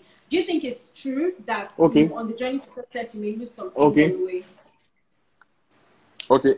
Apart from a very close circle that I have of people that I talk to, people that I don't see myself as their mentor, but I just have this circle of people that from time to time.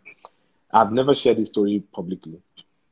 And I'm not going to share too much details, but you see, at the very early stage of my life, I'd made every mistake that anybody can think of. Trust me, I'd seen some things for myself before I finished school, and one of the things that I wanted to do, funny enough, I was having that discussion with my wife recently, that was that actually one of the things I wanted to do is to marry early. I don't believe in wasting time and all that. I just wanted to just settle down very early. So I mean, as in every mistake that anybody can make, and you must understand something. Yorubas have one adage. See, if you don't understand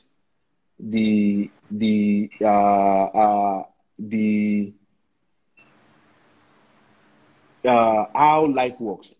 My mom used to say, "Oju to ma ba ni kale, ko ni taro shepin," meaning that the eyes, I can't interpret. Meaning, they say, "Oju to ma ba ni kale, ko ni taro shepin," meaning whatever will last with you will not give you problem. No, whatever will last will not give you problem from the beginning. Do you understand that? That is the eyes that you will do your old age with, the eyes that will take you to your 90 years, 100 years, cannot begin to give you problem at the age of 5. That's what that thing is literally. So I'd made so much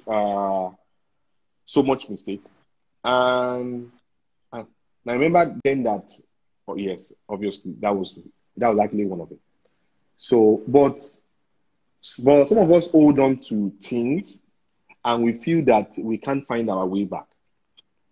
You know, we hold on to things. See, one thing I tell people is that I am never afraid to make mistakes. Trust me. People that know me, they know that about me, that Wale is ready to go all the way. I'm not saying in mistakes, you must just have a paradigm shift. That mistakes, you can either see it as a stumbling block or you can see it as a stepping stone. You can make lemonade out of your lemon experience. Depends on your paradigm shift. So whatever experience, so because people are limited by their past and the mistakes that they've made, maybe wrong decisions in who to be with, maybe why they are, because, and I've seen many ladies go through that, you know, maybe why you are starting to date somebody, you were still an older version of yourself, so so you've not encountered new information, you are not that well exposed, you are not, and by the time you now got into it, and then you're now so much exposed, and then you now see that you no longer share the same values, you no longer, so because there was a lot of gaps, so you don't have to hold on to anything, so you must just learn how to let go, irrespective, and then understand that no mistake is big enough to affect your journey through life. There are people that have made so much worse mistake all through their life, and they still, which however way, find their way back. So you must understand, and don't say, you must die there, because if you die there, don't forget, you are not only dying physically, you're also dying with a destiny. So you're also dying with so many things. So you must just learn to let go of that which you those wrong mistakes. Don't be afraid to face it squarely, and don't be afraid don't carry anybody on a journey that they don't understand. Don't carry anybody if they don't understand the journey with you. Don't, because sometimes those things form baggages and they slow us down from what we need to achieve. So you carry baggage. Maybe now there are things that you need to start doing, and then because of what you are in right now, you can't do those things. Like, it might even be a job. It might even be, so don't carry those experiences, because you can see. There was somebody that I was talking to recently, and I was lecturing that person from my own personal story. And I was telling how God has used people's past to change a lot of people's belief. You think that, okay, this person cannot get on this person cannot get on track again. And then, the Bible says that it like uses the foolish things of this world to confirm the wise. And we must just understand these things, that we have to move on, irrespective. Because if you don't let go of that which you have now, you don't know that which God has planned for you. So, but that is just it, basically. So it was a learning curve for me, but everything was to my advantage. Everything was to my advantage, and then God took me through that process, because apart from the fact that I was very dedicated in church on campus. I was very dedicated to church. See, I still have those relationships till date. I still have relations with my campus pastor. I still have those relationships till date.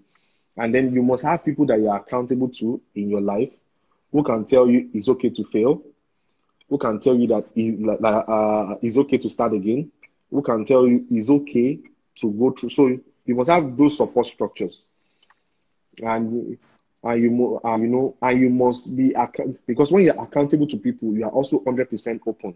You can't lie for one or cooking for a meaning that the dead body cannot hide from the person that would, that will prepare, that will beat the corpse. So you have to be 100% open to these people, so that they can advise you all through those periods and then help you navigate those times and then offer you, because in the multitude of counsel there is safety.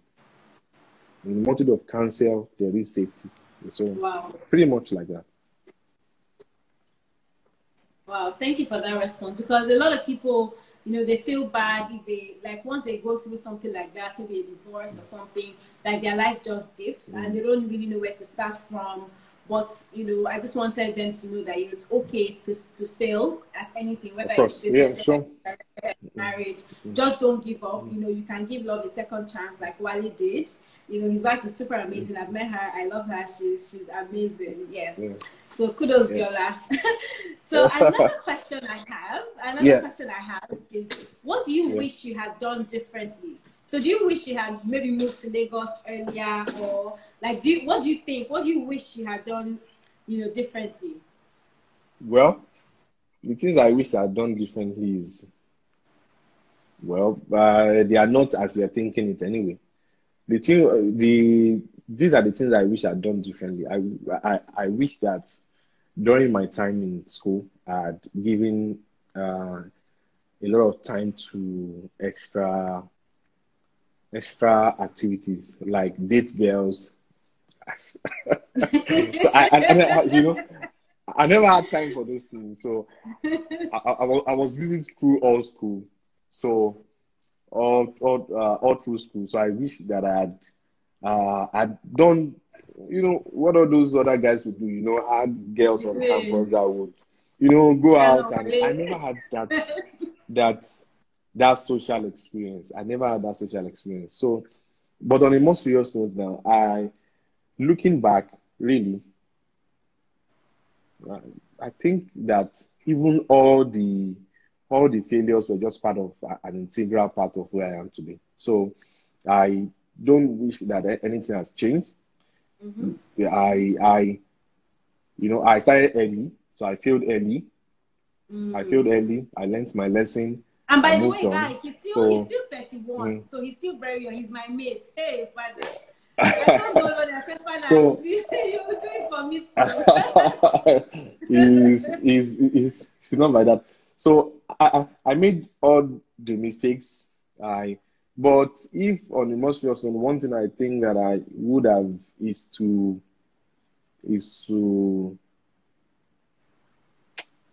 do I have any? See, the only ones I think I have is I didn't really maximize socializing. So I would go to school in the morning and come back at night. I would go to, so I didn't date good number of girls. So I see some of them and I wish and you married I miss this girl, so so you cannot shadow Wale again. That I miss this girl now. You miss that one. And you know what? See, I'm married to a very wonderful woman, and trust me, I married. Bella is somebody that is just extremely too perfect for me. I think I'm not even that perfect for her. So she has given my life a lot of peace and all that. She's a very wonderful woman. So I married right. I married correct. So, but I used to tell my wife that, funny enough, I wish that now, one of the reasons why I wish that, during school I dated, I did small child, but not as I would have wanted to. And I didn't really go to parties. My first time entering club was during my batch shift.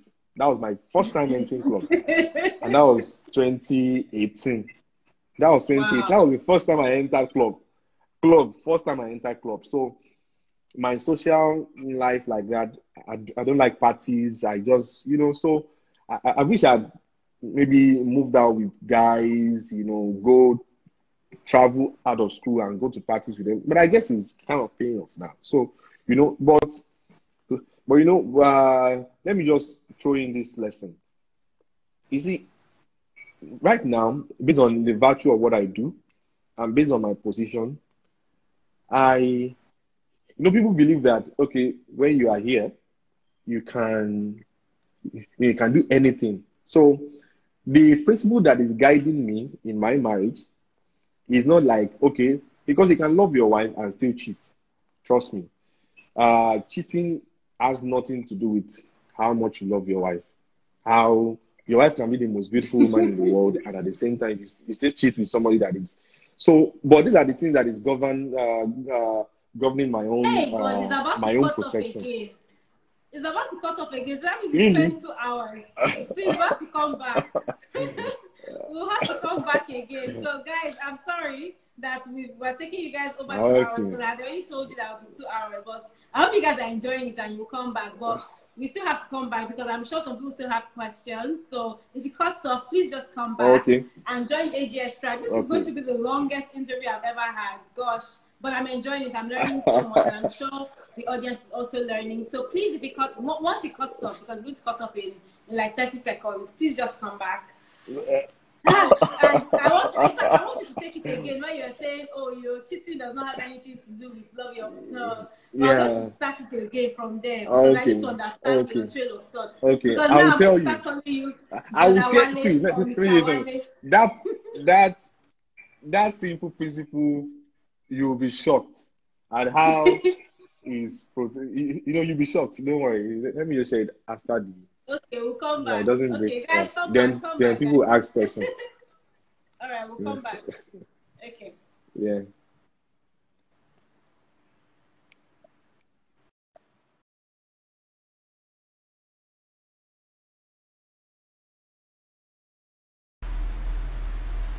Wow, today is serious. Like, this is the longest interview I've had. Like, now we're getting to 3 hours. I've always stopped at 2, and we've not even started asking questions yet. So I'm super excited that, it's really, really interesting. Everybody's, asking questions. Everybody is engaged, and we're learning a lot. Like, life is serious. Oh gosh, everyone is back. Thank you guys. Thank you. I'm learning so much. I'm going to sleep like a baby today. So while they were waiting for you, even I have to drink water now. Moji, you have to be here now. This is your industry. You have to be here. Hey, but Biola is here. Wale's wife. Hi.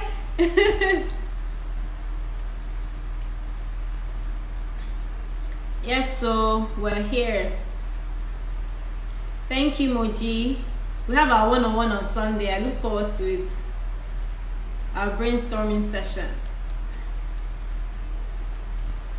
Everybody saying we love Mr. Wale. You guys should follow AGS Tribe. Join AGS Tribe community. We're doing amazing work. Jumi, I hope you are joining AGS Tribe. You are fired up. Better fire up to the link in my bio. I can see you guys. Jojo, AGS Tribe. I see you. Okay, Wale is back. Fantastic. Thank you guys. Thank you everyone for being so engaged and coming back. 3 hours is not a joke. I understand. Sorry, but I hope you're learning something. Oh, okay. Yes, we're back to the interesting, the juice. Okay, let's go. Okay, so, okay, so sorry, what was I saying? Sorry, you're talking about cheating, how cheating should not affect okay. You can't forget. Okay. So, for the fact that, see, women must know how men are wired. On a more serious note, that if a guy is not cheating, trust me, there are just principles that is guiding him. That does not mean that guy does not have a tendency of cheating. There are just principles that is guiding, and those principles can be what I would talk about. So, but a guy can love a woman, and maybe the most beautiful woman and all that, and they're saying that the love of my life. That has nothing to do with cheating, because when a guy is cheating, it's not love.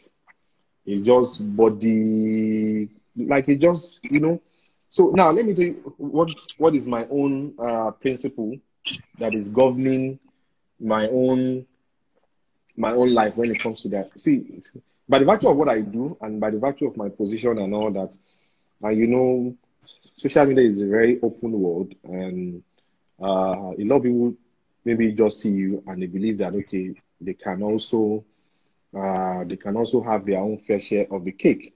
So I get a lot of DMs. About some of these things. And one of the things I think about is that as a Christian, and that's why a man must have something that is governing his life. So as a Christian, not even because not even the love of God, because sometimes you can love God and still, So, but what is my own guiding principle is this, that the Bible says that he that dwelleth in the secret place of the Most High shall abide under the shadow of the Almighty. And it's like when you are on a very sensitive path. I see my path as a very sensitive one. And if you are a man, and the devil can try so many things, but one of the biggest things the devil can try is to affect your journey with a woman. Because I've seen many men wave off track. Not too many, based on your belief, but we are from and we have. So I've seen how men's potential. My belief can be wrong, but trust me, I have CAC background, so maybe that's still what is affecting my own life. So I'm not a Lagos boy, so my background is CAC, and then so that is it. So for me, either there is a secret place of the Most High shall abide under the shadow of the Almighty. Now, what that means for me is that when you are a criminal and you run from Nigeria to Ghana, you know that Nigerian government cannot do anything if you seek asylum. So when you are in the secret place of the Most High, you said you abide under the shadow, you would have, for devil to have case. See, the only thing the devil does, if he wants to deal with you, is to present your case. And if the lawyer is presenting your case, if they want to sentence you, that lawyer must present your crime. Now, another lawyer will defend you. That is your own lawyer, which is Jesus Christ, sitting at the right hand of the Father, advocating for us, saying, Father, I have been here, and then pleading your case. But if the prosecutor has more evidence, the judge, who is God himself, can allow you, can give you up, because it is case. The only thing Jesus has is his blood, because he died, and that's the place of mercy. And you must understand that mercy to be able to access it. And a lot of people don't understand mercy until something bad happens to them. And when something bad has happened, when the devil touch you once, trust me, it can ruin anything in the split of a second. And you have to now go to God and begin to plead for mercy for you to even get out of the hand of the devil. So for me, that's pretty much the way it works. So you have to, for their person to catch you, see, the devil is like the roaring lion looking for who to devour. It's like they want to just catch you. So once you go out of that line, you are under Ghana's protection. But once you step out of Ghana into Nigeria, they have the right to do whatever they want to do. The devil is the God of this world. The Bible has made us to understand that. So they can deal with you. So, and the only thing, see, if you must stay in Ghana, you must abide by the rules and regulations of Ghana. That is, if you must abide under the shadow of the Almighty and keep yourself within that protection, you must abide by the rules that governs that. So there are also rules when it comes to God. You cannot serve God and then also you cannot. So you cannot say, okay, you are cold today, you are hot tomorrow. So you cannot serve two masters. So you can't be in sin and expect grace to abound. So you will step out of the boundary of God's protection, and the devil can. So I have seen how this works. So some of these ladies that we see in Lagos with pancake and everything, some of them are not, some of them, see, my own CAC belief, I don't have to be right on this, trust me. But based on my own CAC belief, I believe that some of them are just sent from the pit of hell to destroy a man's life. Because we have seen how people use jazz for men and they start controlling them. And all of a sudden they start changing to their wife. I've seen this thing happen even in Lagos. Just eat. There are some restaurants that I don't eat in Lekki, so I will not mention. Because I've seen how girls they affect the life of a man. And before you know it, they're now controlling the man. They are controlling. How much do I have? Have I even taken care of my wife enough that I want to go and now be spending so for me, these are the principles that governs my life, that because of what I'm carrying, Irani, Ogbe sugar, my aunt is carrying the whole box of sugar, not the cube, is carrying the whole box. So sometimes when you are carrying the whole box, you need the grace of God to help you to carry it, because you don't know the heart of man towards you. There are people who hate you in the industry. There are people who hate you, and they are doing. See, for the fact that you have not been attacked by evil does not mean that evil is not present. But you have just been protected by a God, and evil is happening. But you don't know because you have a God that protects you. So, but the day you leave, you move out of that protection, then you are giving us yourself for all these things that happens. So this is my own personal principle anyway. It doesn't have to be another person's principle, and I don't have to be right on that. But it works for me. Yeah. I love your response. At least it shows me that you have a fear of God and you don't want to lose what you have. So it's important for you. And that mindset just keeps me in check. Either it's wrong or it's right. I like the way it controls my excesses. So fantastic. Thank you. Another question I have is, what is your opinion about doing business with your spouse? I always ask people on my session. So do you think it's good to do business with your wife or your husband? What do you think? Not that it's not good. Do you think, would you? Well, it depends on what works for everybody, though. It depends on what works for everybody. So for me, it's not something that I like. It's not something that I'm, frankly speaking, because I just want my wife to do her thing while I do my thing and all that. But late last year, then I started thinking that I might actually do something with my wife. It depends on the level of friendship that you've developed. Depends on the level of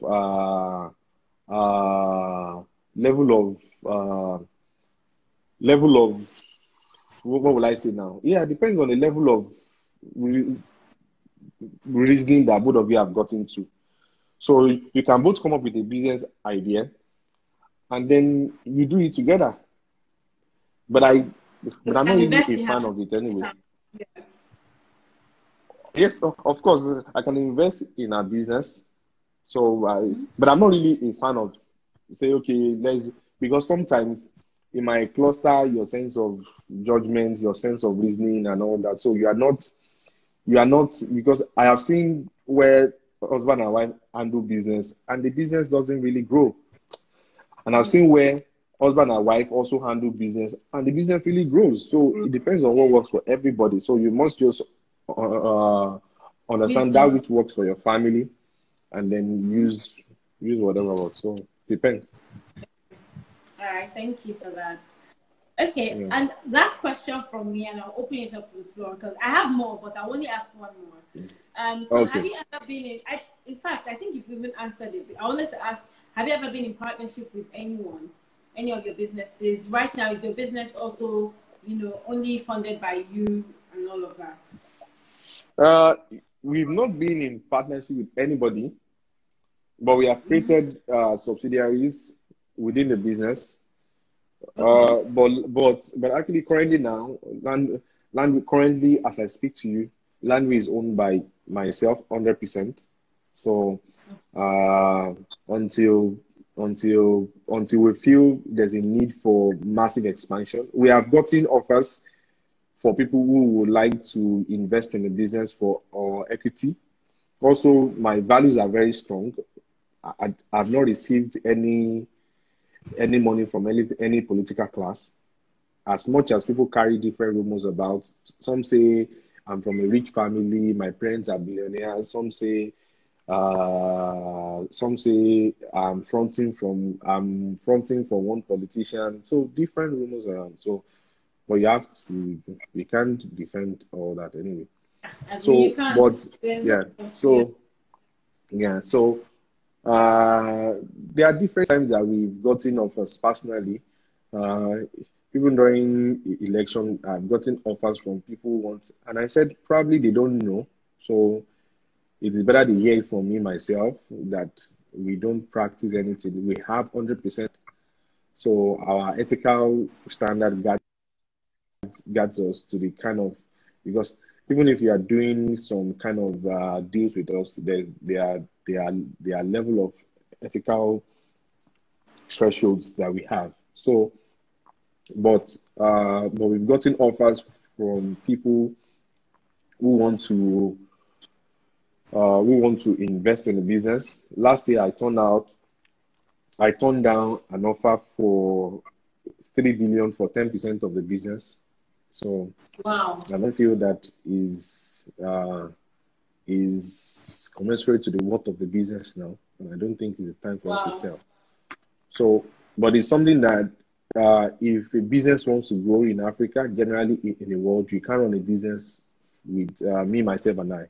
So the business is structured in a way that I am currently the CEO, but I would move to the group CEO and then graduate to becoming the chairman. And there are milestones for even this myself to achieve. So for me to, just like everybody within the system gets promotion, I also have to be promoted to this position. So, and there are things that I need And to achieve to be promoted to those positions. So, uh, so so for us, we are going to go public. We are working towards that. So we would open the company up, because for a company to last, it's not a family business. So it's not something that I'm grooming any of my daughters to come and take over. So it's not anything like that. They will grow up to do whatever they want to do with their life, and they will have my full support. So, they'll but have also access depending on to what. that's what they want as well.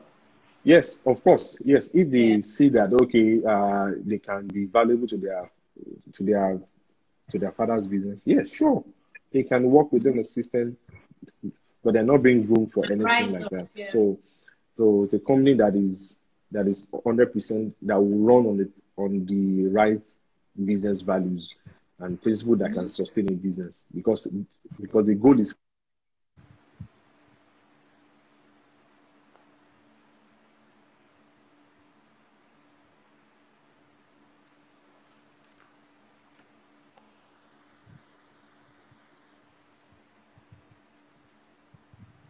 I think there's something wrong with his phone. Maybe a call came in, but I'm sure he'll cut it off and come back very soon.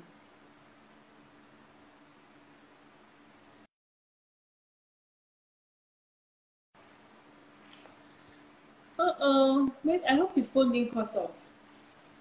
Wow. Okay, I'll wait for him to come back and check out what's happening. Maybe his phone died. So you guys are asking how you can get his books. When he comes back, I'll ask him. Oh my gosh, Riley, this is not the right time for your phone to go off when so many people have questions. He's coming back, don't worry. Someone said my head is hot. Oh. Even my head is hot. Okay, he's back. Okay, so request. Send a request so that I can add you back. Thank God. Fantastic. He's back.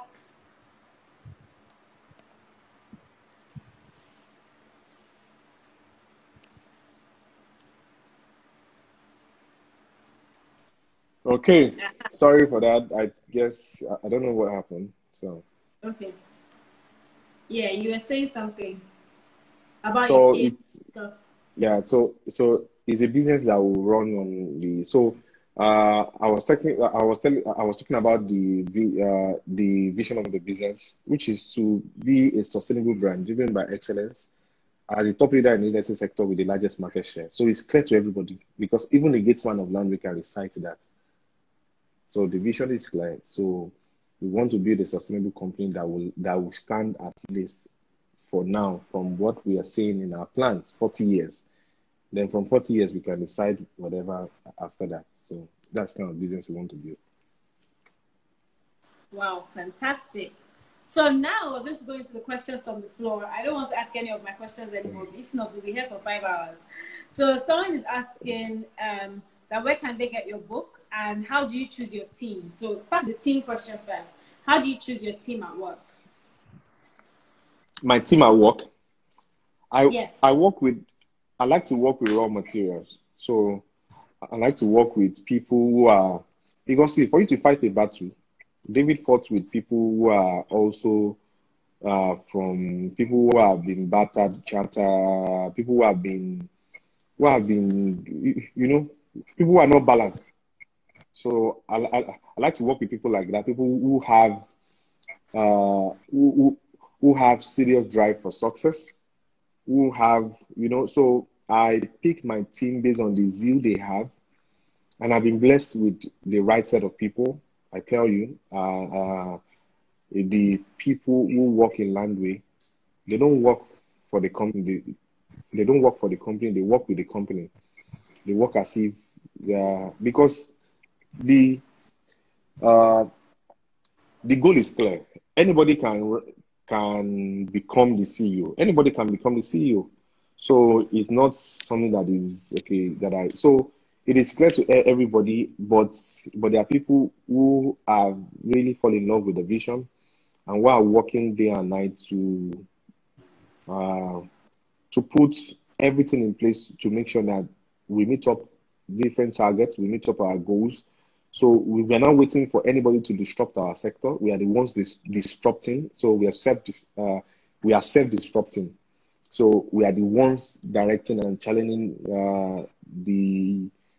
the disruption within our own sector. So I'm not waiting for anybody to come behind and then come and we are thinking 10 years, we are thinking 5 years. Trust me, nothing new will come up in the real estate sector that is not going to come from Landway. We say it every now and then. And over time, people have seen this happen.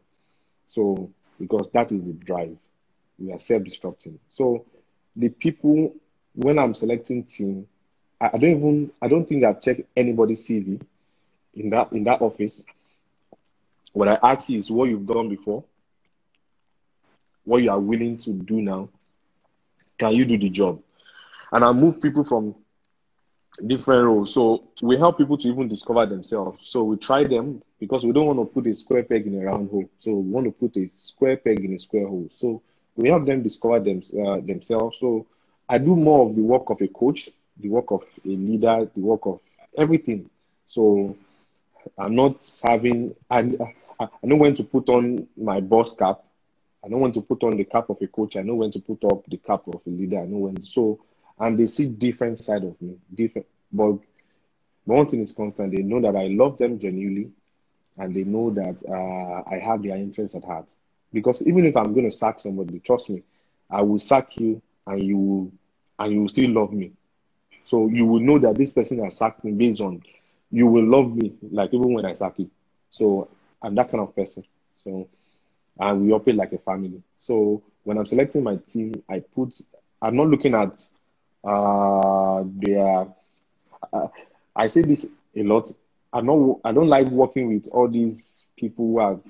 Please, apologies to anybody that is in that class. That is not to say that I'm rating everybody like that, but I've seen far too many of them and the way they operate.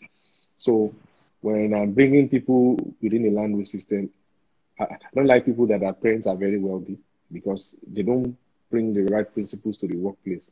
So they are very volatile.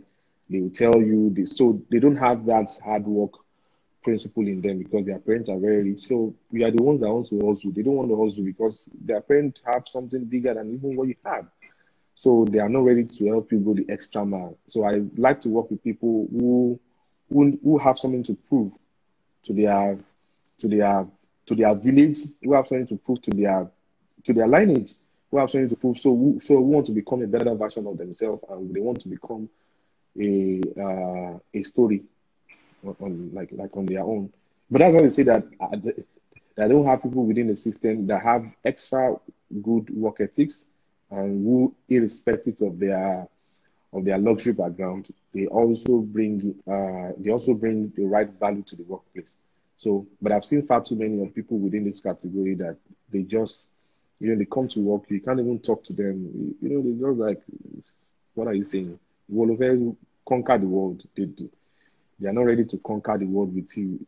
Their fathers have conquered the world already. So they have vows in Ikoyi. So they are not ready to really, if their parents can even pay them times two of what you're paying them. So they don't feel the need to strive to achieve success in the workplace. They are not very competitive. They are not very determined to succeed. So my own personal judgment and from what I've seen. So I like to work with raw materials. So I like, tell me you are from University of Apoli. I don't care.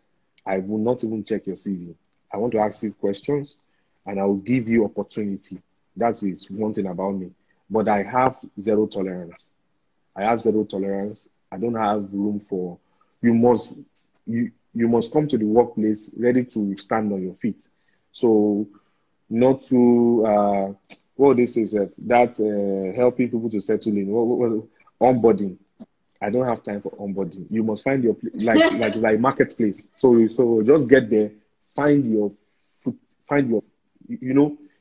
they will almost pressure you, but you must just come in and find your place. So that's the principle that we operate, and we've seen people really. So the people that I have, if anybody is within the management role, trust me, even our support staff in Landway is an MD in another company. That is what we say. Fantastic. Yeah. Wow. And I actually believe that because I know one of the experiences that you've had, and so I believe what you're saying, that you want people to just come in and just step in, and everybody has their style. It doesn't mean that another person can. No, that doesn't mean that that's the style that works for everybody. Yeah. Yes. Yeah. Okay, thank you for that. So another question, somebody is asking, what are your daily routines like? Well, I don't have daily routine like every other person. I was telling my PA this evening that I even want to start something, give time to, there are people who have really, really, really been on my case that you don't have time for us, you don't have, so I was telling her, and then she was looking at my old schedule, she said, I can't see any space here. Any space for you to even, but can you, like, if you can just be committed to, so my routine is very, very clustered. So, but there are some major practices that I do. Like I like to meditate. I like my private time. I like to meditate, sit alone and meditate. At least I give about 4 hours to that weekly. And it's just like, it might be 30 minutes during this day, but it's not, but just something that is regular during the week. So 4 hours, I need to read. I read a lot, and I research a lot. I read a lot and I research a lot. And also, I like good food. Thank God I married somebody that she's the best cook in the whole world. So I like to eat good food. So my routine, one thing that is constant in my routine is, apart from my daily work, which is meetings. You're always just walking. Just tell them the truth. So I'm very, and maybe once in a while when I like to watch movie when I'm eating. It's like Oh yeah, I might you not have a even know home what they are. cinema. So I might not even know what they are showing in the movie, but I like the TV to be on when I'm eating, just to watch something.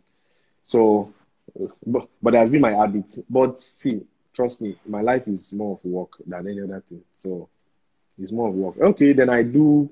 Yes, during this whole thing, I learn how to fish. Then I do golf. So golf is just to help me relax. I like that sound.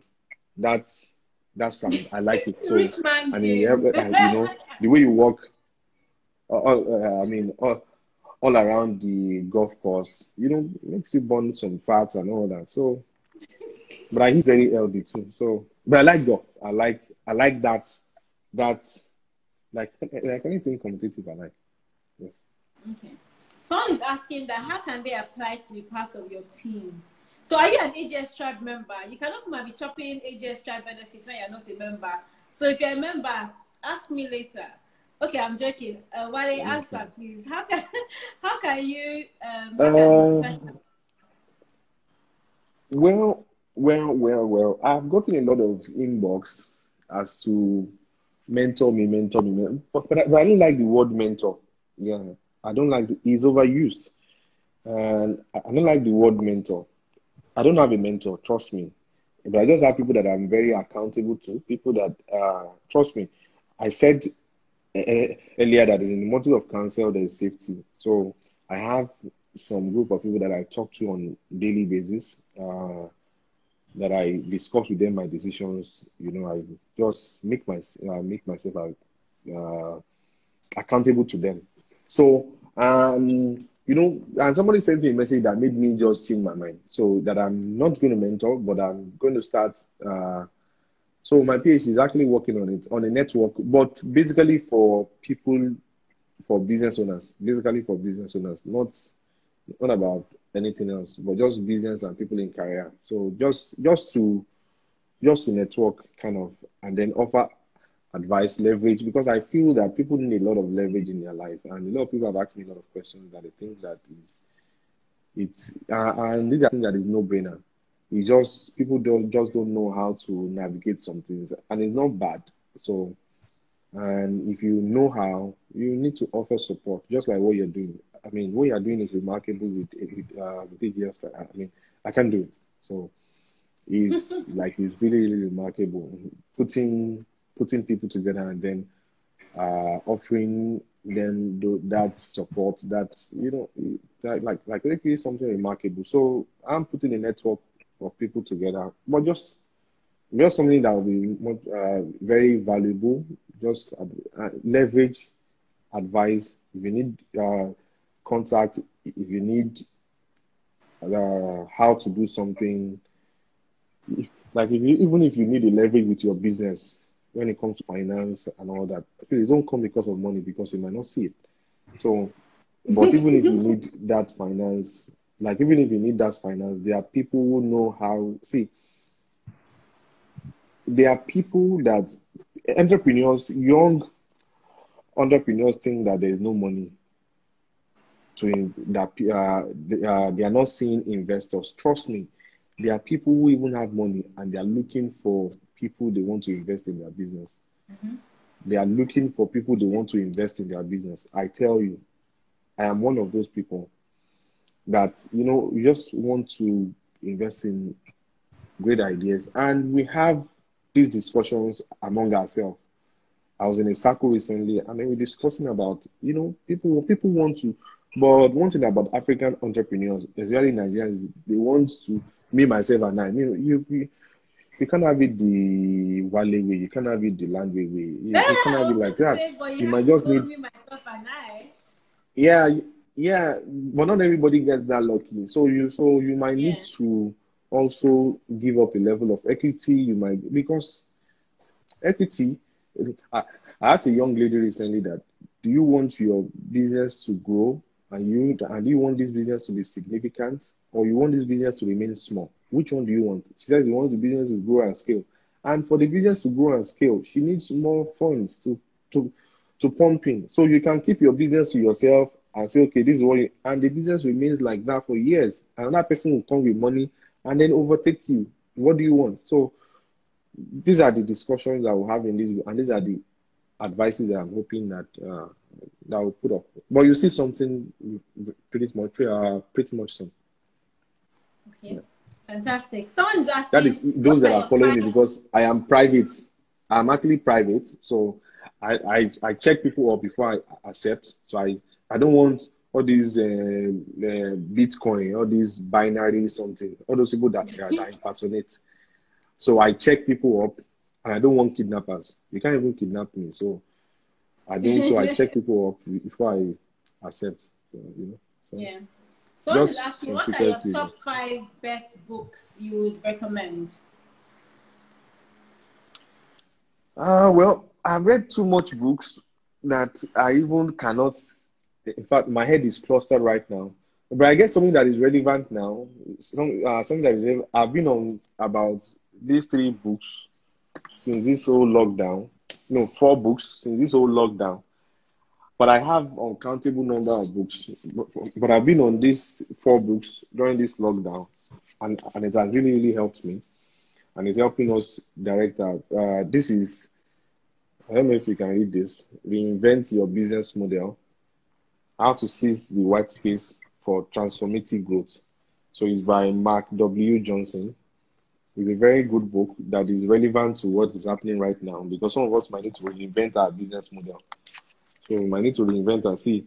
I mean, when I'm reading, I cross, I spoil my book with pen. So I can be on one page for almost 2 weeks. So that's the way I read. And then Competing Against Luck. This is the story of innovation and customer's choice. So it's by Clayton Chris. I mean, I don't buy books because of the author, but I buy books because of the title and then what I can learn from it. Then innovation, business as usual. This is also very good. I'm consuming these books now, and you can see my different this thing there. So also, this is also good for resilience. So it's also very reorganized, putting customers at the center of your business. So you would understand many things. So I had to pick books carefully during this time. So I picked them from my library and I've been consuming them. So that is what is on my brain right now. But one of the remarkable books that I can never forget in my life is Think and Grow Rich. I can never forget that book. As common as that book is, I don't think a lot of people understand the concept of that book. It's a great book. It's a great book. It's a great book. Great book. I think I think after the Bible, that book should be rated second. Second, no, sincerely, it's a very great book. If you spend time reading it, you will understand so many things about how life works. Okay, someone else is asking, what advice do you have for a startup business trying to navigate on this path of success? Well, for startups, yeah, businesses are going through different times right now, and you must just you can't be running a business on based on what is based on the present at all times. You must understand the generation of that business and the future of that and the future of that business. So what I'm trying to say is that if you're running a startup, I've shared so many things tonight that you need to understand and ask yourself, what kind of money do you want to make? Can this business give you that kind of money? Can that business give you that kind of money? Trust me, there are businesses that no matter how running for 10 years, you might never become a billionaire. There are businesses that businesses are based on volumes. They kind of real estate is a very big transactional business, so it is easy to do some transaction and then you'll be talking some figures in billions. But there are some businesses that might take time to even record such numbers. So depends on the kind of money that you're looking for, and depends on what exactly you want to achieve in business. So if you look at your business, like understand how valuable is that business. Is it a want business or a need business? If it's a one business, it's a luxury business. So you must understand your market, and you must understand how the need business works. So, but see, one thing I would emphasize again is in the motive of counsel, there's safety. You must have people you talk to about your business. So, you might send me, like, if your business is going through tough time right now, trust me, if it's going through tough time, only tough time, you can send me an inbox. You don't even greet me too much. Just say hello and then go straight to your point. Don't greet, forget pleasantries. They should I'm not a mention fan of that it. they're from AGS tribe so Just that say you know hello. they're from. Yeah. Please. So you just mention you are from. So let us talk about it. So you might just see some advices, some recommendations on things that you might do. But one thing I see that a lot of startups, what they are lacking is a lot of them don't spend time doing research. Trust me, if I don't get to 10th page on Google, I don't stop my research. I get to the 10th page on Google. So if I'm researching on anything, 10th page on Google means that probably I have been on that thing for the past 2 weeks, because you can't get on the 10th page on Google in one day. You're not doing research. 10 day on Google means that you have spent about 2 weeks on the same thing. Today I was going to research something. No, yesterday, like I was going to research something. And because I'm in Nigeria, I am being limited. When you're researching something on Google, your locations determine the kind of information Google brings to you. So I had to go and download the software that can allow me change my IP as if Yeah, a VPN. so that can allow me change, and then, so that I can access more information. So you must learn to use Google. Google is Solomon of our time. He knows everything. So you must learn how to research and see any industry that you are not advancing that industry and you are not disrupting that industry. You are just going to blend in. Nobody will know you. Trust me, nobody will know you. So you have to either advance or disrupt that industry. And for you to do that, you must understand that business more than everybody. You must see the loopholes. You must see where the opportunities are. You must see where the pitfalls are, and you must learn to navigate all through these things. But research is very key for small startups. Fantastic. Wow. I think we've answered most of the questions so that I don't take up the hour. I think we have only like 13 more minutes or something. So, do you Okay. have any last words? I can't read a lot of questions here. I'm not even saying. I can't read a lot of No, so do questions you have here, any please. last words? I Okay. think I've read most of the questions. Okay. Okay. So last words. Well, we will survive. Trust me, we will survive. Amen. Amen. Money is still in the planet. Forget all Mm-hmm. the social media bullshit. Practice the normal safety. Forget all the scary things you can read online. See, the most important thing for you right now is to protect your mental mind. You must find a way to block yourself out of whatever that is happening right now, and see this time as that time that you need to learn something productive. That time you need to become a new you. For some, like it might just be a time to relax. No problem on that. If you have some Yep. billions in your account, or if you've Netflix and worked and then chill. you feel that, yes, there is nothing wrong in that. If all you need, see, if all I'm doing right now is sleeping and waking up, trust me, I've earned it. It is Yep. sleeping and waking up. But just that I'm this kind of person that is restless. I need to just get myself. So you need to protect your mental mind right now. Shut yourself from what the world is not coming to an end. Trust me, the world is not coming to an end. Money still exists in the planet. All these billions that you are hearing that they are donating, they are not going to eat it. They are going to spend it. So you must learn how to get your own share of the money. What my research is based on now is how could I get my own share of what all of them, what they are donating. So you must find a way to get your own share. So money still exists on the planet. I've said that. So protect your mind and know that you are going to come out of this strong. whatever, however way this has affected you, maybe on your career, or your business or anything, it's not the end though. You must turn it to, you must turn it. So everything I've done in my life has been during deep crisis. I started my first business during ASU strike. Language started during recession. Like I can remember 2016, there was a very big recession in 2016, 2017. And language started during recession. And we made it big out of that recession. So I've done everything again. So see, you can't control the wind. The wind will always blow. You cannot control the wind.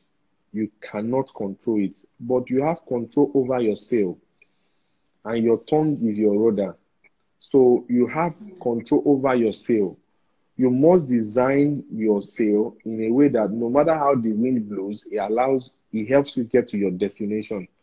There are people that is the same wind that is blowing that will carry other people away, and the same wind that is blowing that people are generating electricity with it.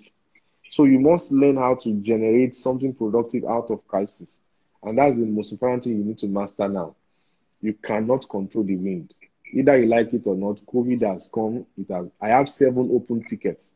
I was supposed to be in Oxford. I was supposed to be in Germany. I was supposed to be in Paris. So you see, the world has not come to an end. So you must just learn that COVID will come and go. It's not the end of the world at all. COVID will come and go. What you need to tell yourself is, what productive thing can I bring out of what is happening? So that's the most important thing. Thank you. Thank you very much for an awesome session. Guys, like, I can't even thank him enough. I've learned so much, even though I've known him for, such a long time. I'm really honored that you took time out of your very busy schedule to be with us. Thank you very much. Guys, if you're not following AGS Tribe, follow us. Join our community. We have amazing network of people. We have people from diverse backgrounds. We have people in politics, people in research. We have people that have PhDs. We have people who are career women. We have people who are business owners. Amazing people doing amazing work across the world. We have somebody from Jamaica. We have somebody from America. We have people living in different countries, Oman, Dubai, everywhere. So you can imagine the kind of knowledge. And we're doing this so that, we can empower people, empower women especially. Let women know that, no matter what happens, no matter what is happening in your career, in your marriage, in your whatever, you can still overcome, which is why we started this session, Untold Stories of Failure. So join our community. It's 5,000 Naira monthly or 50,000 Naira yearly. Wale, I think you should sponsor some people to join our community. But anyway, we'll talk about that in 3 I will. Yes, please. I will. Yeah, a lot of amazing people. We have a few men as well in the community. Very. My wife tells me about the community. Yes, I think she's part of it also. So she tells me about. I love her. So she tells me about. She's a fan for different information. So she's also very aggressive about information, just like I am. So. Thank you. Yeah, so there's nothing that you can go through that you ask in the community and you will not get a response. And that's the power of people coming together. 1,000 people in the community is not beans. You can't buy it anywhere. And trust me, people are the currency. Like, that's the currency. Like, a lot of things that he has achieved. In fact, if you trace his story, it has been one person that will just say something, and from that one person, it will multiply and multiply and multiply. That's the multiplier effect of your network. So your network is pretty much your network. So guys, join our community. We have amazing people there, and I hope to see you guys soon. So I hope you had a nice time. Follow us, AGS Tribe. Follow Ife Durosinmi. The audience has been very. I can see that a lot of people have been all through the whole life. Yeah, so they're not playing, and I'm sure tomorrow more people will watch because it's very late. So, but a lot of people were still on, and they stayed till the end. You guys are super amazing. Thank you for staying till the end. Like, I've never had this kind of audience that was they stayed through 3 hours. Trust me, I'm honored. Like, you guys, you don't even understand. Thank you for gingering me tonight. So hopefully, we'll bring more people with they'll bring their own ginger into whatever they are coming to talk about, and hopefully you see many amazing people. Like, we're not stopping. They just try. We're going bam. Anytime I want to slow down, I'm going to just say, no, you're not slowing down, you're continuing. Oh yeah, this person is coming on your show, this person is coming, and God has just been truly awesome. So Thank you. Thank you guys for Yeah. supporting us. Thank you for staying to the end. I hope You're you learned welcome. a thing or two. Follow us. Subscribe on YouTube. Please subscribe on our YouTube channel. Like, the link is in my bio for our YouTube. It's free. You can watch all the other amazing videos. We've had so many amazing people come and speak. You can check it out. You will learn a thing or two from everybody's story. Everybody has a unique story, you know. So Are you trust going to me, put I'm this sure. video online? Mrs. CEO Nigeria. This woman is a big deal. She's a marketing director in one Ogbonobo company. Let me not say the company. I can't believe that this woman is here and she stayed Ife, till the end. My goodness. are you going to put this online? Ife, Of are course, you going to put of this course, online? it's going to be on YouTube. Ha, are you kidding me? It's going to be Oh, on YouTube. Don't worry. really? Yes, so I'll send you the link so that you can also share. Because I'm sure some people wouldn't have even known that you were doing this session. So you would also share on YouTube. Guys, please subscribe to our YouTube channel. It's going to be amazing. You know, we have amazing content, you know, coming up, but we need the ginger to be there so that I can be gingered, you know, to continue pulling out this content. It's not easy to be dressing up and doing makeup every day. I'm wasting my makeup when I don't need to do makeup in this Corona era.